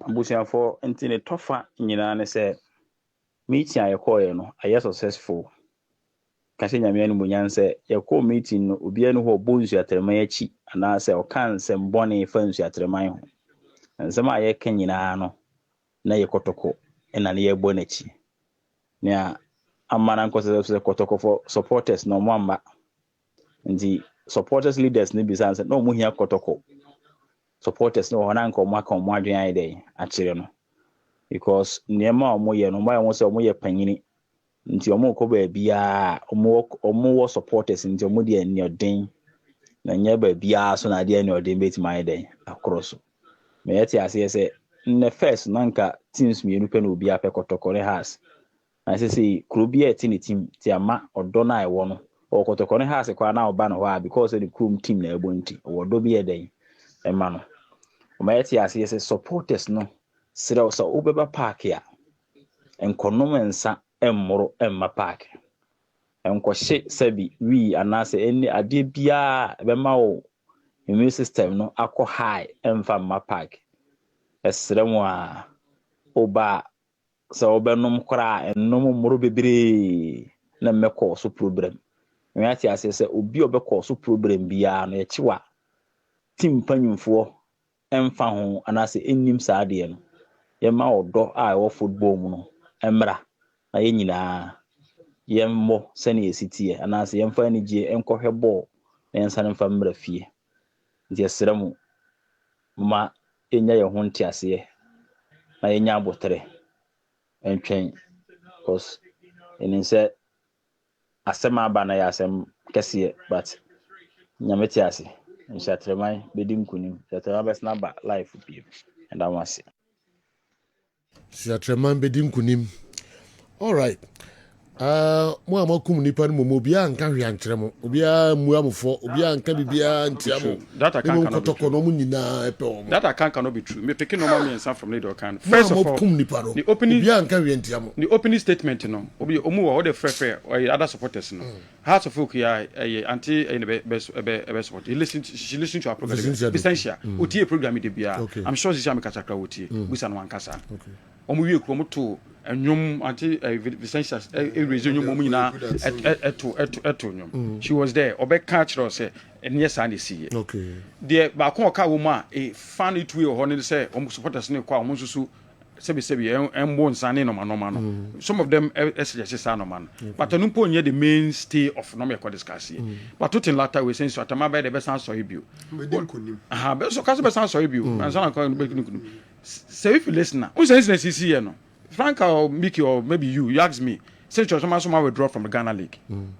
me boy nya dey buy no and Saturday no ka someone withdraw na they didn't even send any letter to the FA but no much true also email now it was a day after me sending my mail so I spoke to them I spoke to them and I'm trying to say okay this number taking no they tell me take this no o mama reason now reason here so flimsy I'm so okay there are consequences in withdrawing from the league into offhead me dem catch and into o you know him and me say about me there so since you can so be better they could no me I spoke to management member but you heard those what the supporter is saying so withdraw from league say kan kan winum it incident this year so be out no boase why you be kan 7 no man because maybe trying to portray something better to in crowd for the supporters into no beginning the report no with side and say is that to be among some my dear monechi na to one a baby no that wasn't the issue asem kesi mo de yanka hwentiam mo de mo ye nyina ye na kotoko mum they are complaining almost starting with say incident and even almost zero even to referees performance supporter obi abuso mba catch they zeroed into referees performance and the referee for year normal so in the end they share level playing we say the end bit maboa ma me push as mdwe beba obi ababo match enye we to be ka say ono no ba ho wo no new team shared go no celebrate no what to so abon so what to so abona wa market to nti so oba no ha e bi ono de nyensuo na ne sabeka e bi abona nsabeka so what I say nti all begin with a teams ni nyina se meba ho no eni kwa so to so bo me ana se woto praye bo me because e bi a wo beba me ho no nye praye na meto nti na ya asomdwe mum ho asam de e kan ho dan so ka so mu e blame one club na we say okay Andy wa ha mo nsema esco member wo Kofia champion and represent FA no issues we nyina emu bia on the babusun for IGP ko hu FA any kotoko ono na kasama FA ansempi on the animu di mu asim bia wa ha utimi erezi na so ono so was bibi kafa one or the aba nim say what we would na ka bi kakra first of all I am in the league you know next week in Baso okay grounds no nye fertile yet wohwe nema clubs na suggest ni akotokodi agu kwa me sure say even police in here the police na akra here break akra to put these things together cost of transportation of the policemen and also here 100 police or center bia nipa 100 no it comes with cost is the police administration ready to foot the bill and as a Ghana and a club on never 40 some of us have suggested say Ghana Premier League, you know, a GFA for there. I want to organize so they should be responsible for providing security at the stadium instead of see that responsibility, you know, at the home teams. So GFA, you know, and in charge of security at the various centers. No money deal direct with the police command. Same could be a Scannable Free Club on our band, but the GFA, the organizers of the league, in fact, event the whole year, who event organizer no wo na we in charge and now only police for na bambo for beba be won by into ade so mo hwe ho asem me feel say until we are too sure say sa niema fan ya ready to implement them no yen twen then wo hwe niema e course weekend here ni mani mu ye division 1 no o ma boba akọ eye o mo ntwen no so eno referee let's court police car na fa no free so edru Cape Coast Stadium on the referee police ne fa no de ne free order ne koye okoye match assessor fans ne ntia say who referees manager wa ba no wa be si referee no ogira mfimfini ne konso na match no oni no so odine finchim dodo obetra o say enye fans na omo wo ho no kan boni ni say ne ka referee di match na odine finchim kan boni ni say odine finchim dodo you see there was suspicion there was suspicion say they are manipulating the system to favor All Blacks to come back and the thing says omo draws for now win this game now it be a beboem inti I share that the referees manager say o Messi referee ne konso no wantimia eni ni say ne omo no peno okohe match mbi na say oh as much as o mini joga kra na me ba eventually police Andy o babu say dia to mumusa wait to the cameraman say man na be wo bibi ka fa no yeah yeah am me joga kra 1234 mini ni what din ko you know I didn't am person me busa question say your problems now am see 16 pillars of the game changing manifesto them. If they implement it, there's no need for any meeting. There's no need for any interrogation. Because they have the solutions already. It's genuine, this is a quarter of what and reality. And Kokanche GF say, born I born Clive line season. I was so more straight. All the rules I was apply with football. No. This is a club line say kai omo but issues are because they buy can far we no nyina ho no me say koba emre wo mu dia I say ye hwe ni nyina in the say autonomous league no I say immediately can I comment on that na afi Ghana Football Association enso no VAT nsensema omo charge omo gate ni ade ni nyina no omo ensure say we are buying na omo ni sa de emfiri ho and afi number of matches are you be show kotoko ne hat folk e be live no omo ne clubs ni mienu nka na sika omo ba gi ne hwa ne ade omo nto ni nansa no ma se e league no ase na fe kotoko ne hat folk automatically as some members of the ESCO yeah kwaba ready ho me kwaba na but just to correct this okay number 1 no yes said the Gbedegbe commission report must be fully implemented I don't know what's in the number say fully implemented. Whether they got it right now because the commission so kaya and then they deal with you trying to no normal red what team one sense more. Maybe they were referring to the Kujeto commission. Yeah, sure, it's Jamefe brother. They were probably referring Jamefe commission there World Cup report. Maybe Kujeto commission after the May 9th, maybe any no can one. But what I say, some of these things. No, but you see, in one breath, when we now say the Bedeway Commission, which in this case must be a Kujeto commission, and Bedeway Commission, it talks about something entirely different. And there, Kotia Hearts no Kotokompo. So, for transfer fee, you know, like Omoaji for place at home on Muntia, but if you remember those days, so on. So maybe it is the Kujeto commission they are talking about. Say if I know, so Kujeto commission must be fully implemented. Then, I said risk assessment must be undertaken to categorize matches properly. The implementation of the Kujeto commission, it's about the categorization of matches. Until now, no say implementing it fully. Categorizing properly. Maybe the report is also say implementing fully, no. Just a non proper. You know, until we the FA would invite Hearts and Kotoco. Oh yes, yes, they will discuss it. We're going to invite them not together. No, yeah, discuss it. Because it was at the meeting with the Premier League clubs. I found in each way in the you know. Protocol, magic protocols now, you better say implementing, and then I find it way because most of them, it's been later there. I mean, we'll discuss together. We'll discuss it. I find a common ground. Then probably way forward. But Lawafu Ekoye, for instance, I think Tuesday morning or Wednesday, man, I forgot which of the days. He called me. I said, actually, I did be so after the incident, now, if I charge players of Insuacheman and then Kotoko. Per the requirement in the regulation, no, some responded in 2 days. Which 2 days, yes, Wednesday, and the Wednesday. Now, with all these things, the ACC, how do you expect the players to respond to that matter? I'm saying, lawyer, you have a point. Straight away, I went to the general secretary and said, this is it. I didn't know, even though Castle call anymore, some responded by Wednesday, which win, but I think it's improper.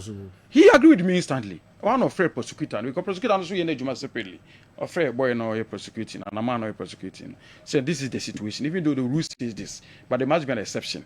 Because Hearts and Kotoko, all of them are, you know, embroidered and I say with issues way back. One club benya sebi you Arjuna trans say Insuacheman and Kotoko. Insuacheman and Kotoko. To be fair, in science and way, if you know, I am from so baby. Subsequently, yes, they agreed to defend the matter. Yes, one to one handle them. I say, I was watching no be to say yes. No, we only part the same for so about. The only when they say we from near can now cast on Tias, if you be on Kwana answer with. Okay. But from near can is own is one from I mean, Nipa. Young fancy na Enra. Asante Kotoko, Heart of Folk and supporters are who vigil night no and so a basso. Nana Pinkra edin sem kakra etuja eho yankofa videos no kakra na yenhwe de course so ewo Kumasi Sports Stadium na fi yemra other local stories no eso. Yanko babayara na yanko hwe de course so na najo. Nyina no efa pole ewo yi and so eho. Eso na debut. Ko pole no football de kese ke ayonko fagudi ba se say no football no the word we there imo ha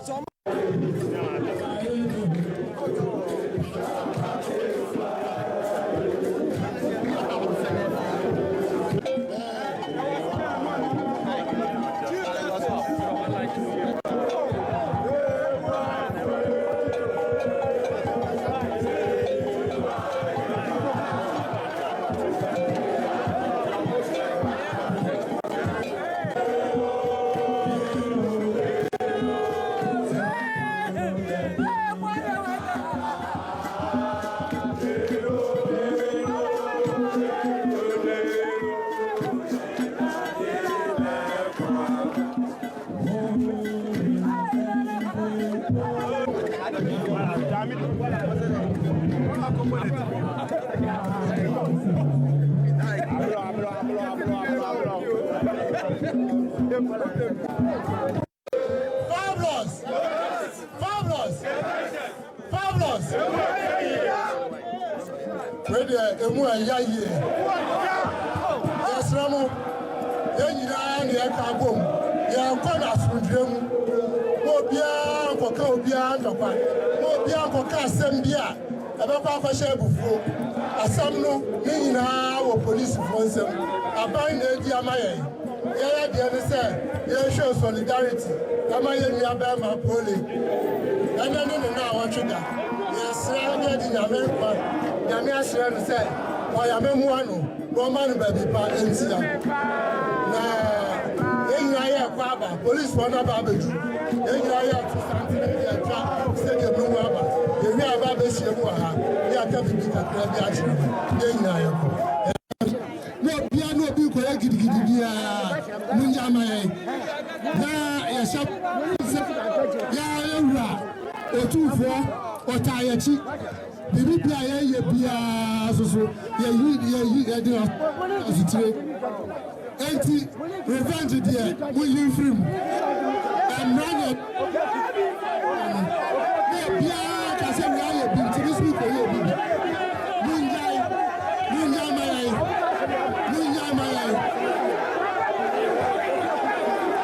sɛ mefie wɔ sɛ dɛn koraa po a ɛwɔ obi fie akyi sɛ wofonim obi a yɛsɛ yɛ obi mpanyimfoɔ ta yɛkyi yɛwɔ otumfoɔ a yɛyɛ okuowura akyi ɔti ɔmufoɔ ɔmufoɔ ɛfie deɛ ɔde nyame kwan ɛgya no kwan na obia na obi nkɔyɛ gidigidi biara mongya ama yɛn na yɛhyɛ yɛawura otumfoɔ ɔtaa yɛkyi biribi bia yɛyɛ biara soso yɛyi yɛde asotire enti revenge deɛ okay nti revenge deɛ na manfoɔ so pɛ sɛ ɔmote titiriw kɔtɔkɔto nnwom na nya sɛm ketewa koraa ba heart to folk supporters no mba hɔ nso ɛde nnwomtoɔ ne adeɛ bɛboa asante kɔtɔkɔfoɔ no moyɛntie hɔ so kakra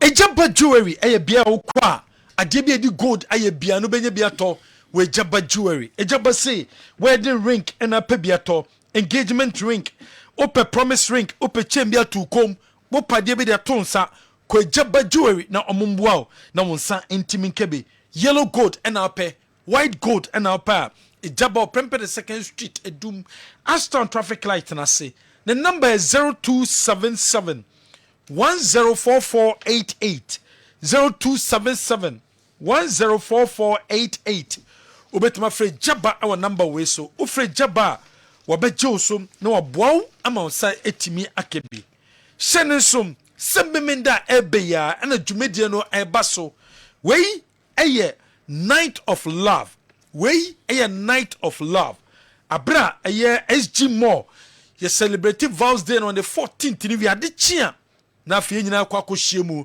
enso SG Mall on the 15th and adwumadie no ebeba so kodwentwi beba kwabena beba na kwaboa enso beba sanso na African Child enso beba bi eye meminde ya single eye 300 Ghana cedis couple eye 500 Ghana cedis anu ni sika ye beji enti sene so se sabre upe ticket ni bi ato na peso tono online star 447 star 2574 hash star 447 star 2574 hash anu ni short code a obe dial wo dial a won be boaw ama set maka ticket ni bi anaso be ko Kessben FM Love FM Sika FM Lawson FM Pure FM customer service our day to day supermarket our SG Mall send so Saturday yeah and a night of love jumedie no ebaso our semensia Golden Mall Amalina Traders Haven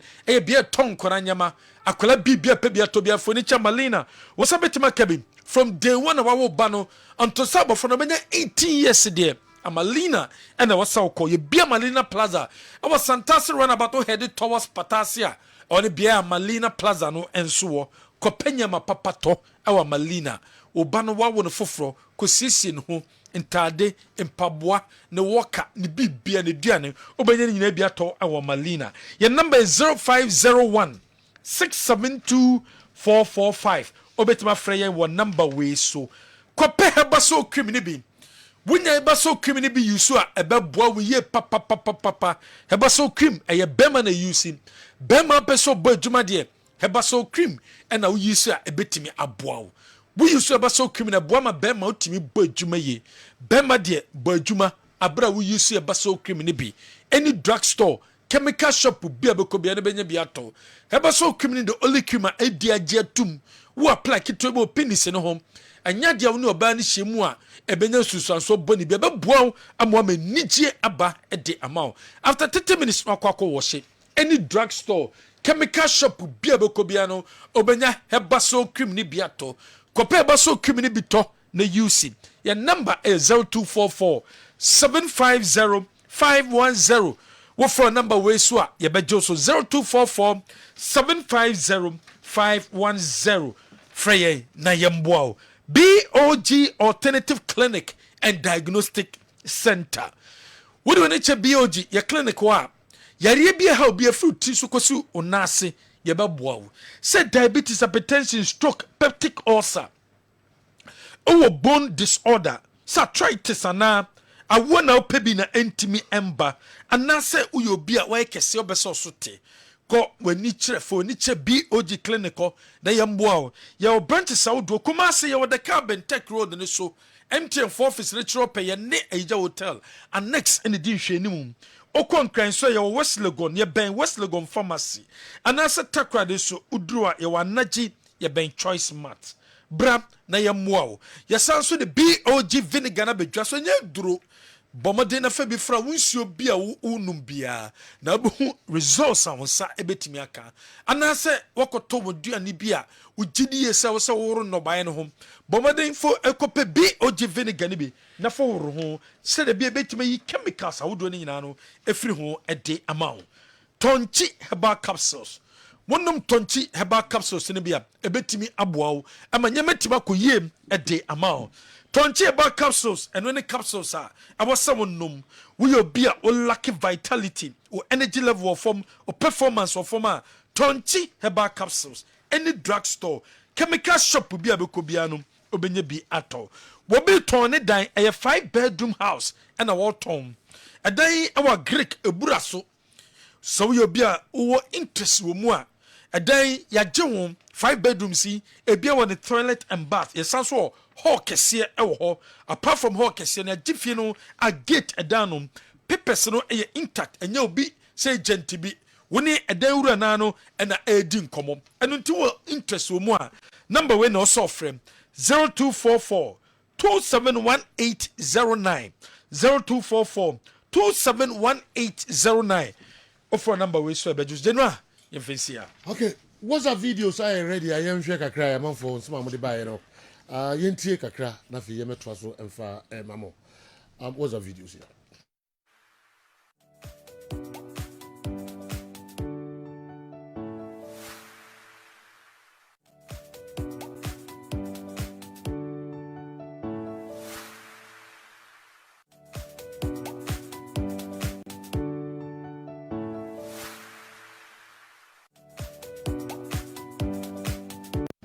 Say yo, good morning. Your friend was saying Mr. Frank, because of free UK London. But you are not permit to say, GF for not fin the moon says, say, and then because a woman for boo and mobiano, or respect to be our gun on a crack. Hey, GF for now, your mother say, or your woman for biano, and a settings and so they are more fun. Hey, you qualify for African Cup here, the Black Star unqualified. You buy your music, Kruma, ye, and Crow 4 air can on share down on so.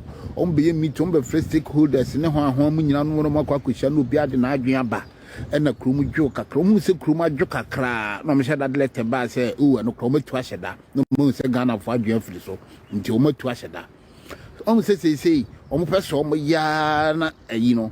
League no almost starting no mobile league no to some for respect emagan and nibia obia baby febia say ye pay justice amapole no omo person ya no mobile league no na start league to say kim ubos attention was a police case no so na just ayira na free so na just say omanya ho no ma to league so ade a omo ye no hwe pole wuye omantimi krampo amfale tebia amase bia omo ba be console pole abusianfo ne kotoko team si bi wo Ghana ho no ma team bi ti say domafo ne go stars for team si be say 8 to say omu nyina obi adwa me console poli ene na busianfo and that just say teams you know omo tade ayifo ye no de yi ye no omo to tade omo taye chiri de GF4 and that just omo so taye chiri o say you intino ye seremo say jo mo fam na si fam na league no Fred Chinzo amana na nkasa na asembia no no na dika no ba be kana Ghana fo di na tem no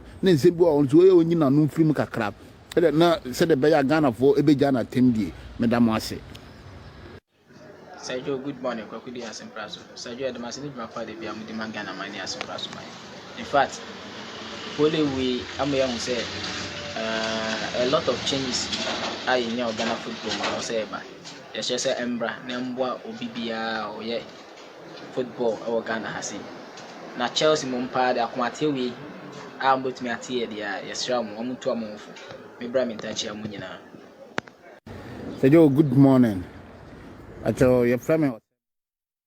Oh, okay. Yemra na Naro me person be lines mama for a true modern. Odaruma. Yes. So na what you do and I go jump on. For you chat talk around. So 2 minutes yes. wrap up now. On the Arts and Kotoko joint release, I think that it's a step in the right direction and that if you know, like I was saying, most of the normally I discuss it whilst Kotoko and House were present. It was a meeting.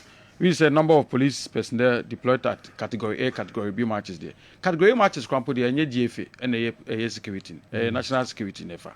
Category matches a Hearts versus Kotoko, or Black Star match. Determine security number of Omodeba. And then I'm also lines, no nafi 055-1444-933 055-1444-933. Okay. And military persons were says much in an Omoba because the national security personnel must be from other hand. So discuss here. So say be more formalization breeds contempt. Yeah.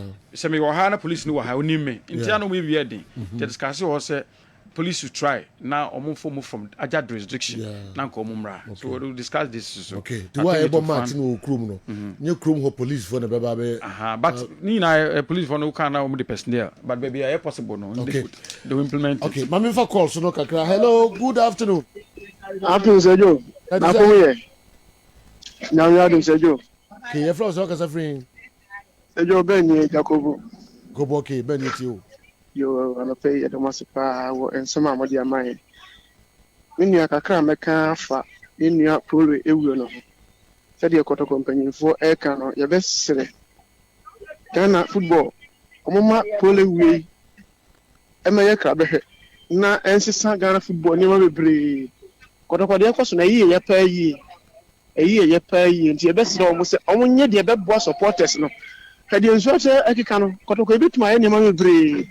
Nemu no mo kan esa na esa huru yakoma the police no be who so okeka e ade huru supporters yakoma nti e besre so mo fa kwa bi so beboa ama supporters yakoma etumi atofom na etumi atwa Ghana football so esa mo keka se ya ade a akoma no be huri jajo ya men kan ho pa o ka se ya dia akoma no bɛkɔ so akɔsoro saa mon kansema ebema kotoko supporters ne obia akoma aba efom. Hello, good afternoon. Afternoon, Sajo. Yeah, na de say o kasa free from say. Sajo, bacho ba ko me kasa free kuma se ya mezi. Hey, yeti o. Your friend calling. Sajo, de me kan kakra say Federation bisa sam kakra. A DSTV no Ghana League no mpa na say on beso betwe ska bia me no ntimi ntwa bi no. Zambia for dem no o mtimi twa. Nti ya bacho bisa na me. Na for Poland no me man ne kran tan ba bie. Bia be fine. Person betwe ska. Am discuss ba se ya anka on betime twa. Am person betwe ska. Okay. All right, 0551-444-933. Next caller, our line. So, hello, good afternoon.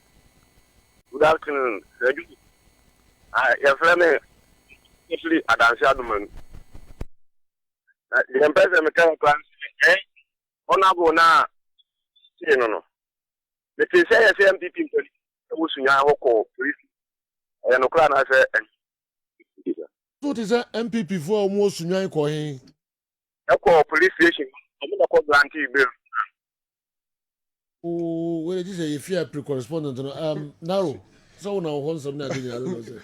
Opposite whom could be leading. Yeah, I say opposite who's a Sunay, or say MPP for Sunay. And what is I in here? Say, Eddie, I'm not be. One more call, and then Nipano on Choni, the being as MPP. Okay, would you ever penny, bro? Why? Don't worry, ever penny is in a bro. Hello. Good Joe. Yes, sir. That's us in the account. And council.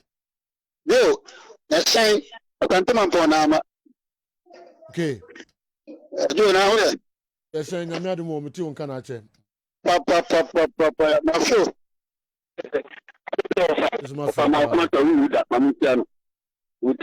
Yo, your best Ghana football activity. And give me a friend, rolling. In fact, police woman are not Casano. It's one of the Mokan, in fact, who are my yesterday, the meaning someone on the open bed in summer, so, after that, park here to a person in the beach, young, and the alien Yakaka, a question time. I can't open to work up with Jim or the time that says so many national. And to a person from it. I could not tell you. I don't tell you, criminal. Maybe be uncool. Is that yeah? Hey, need to be a better hero. Okay. I say, I better say, Awa.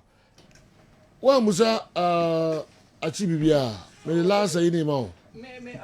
Kwa mwa, catcher or money, everything now.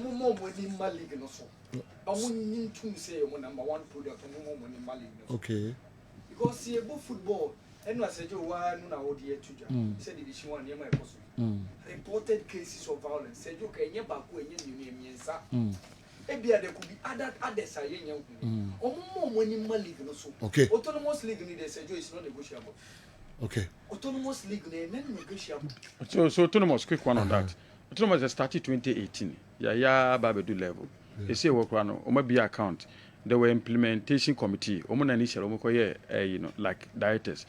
FA has written to clubs. Omo nominate omo directors. Now I'm for someone hand over company.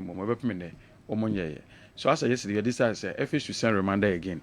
Not omo for omo embra because 2018 they started Saturday we say the committee no 2018 normalization. Yes, they started autonomous league discussion. Oh, Togo office. I was part of it. But it was part of a yes, because yes. Don't go about me pay me move my breaking is for and so ebefa konyano.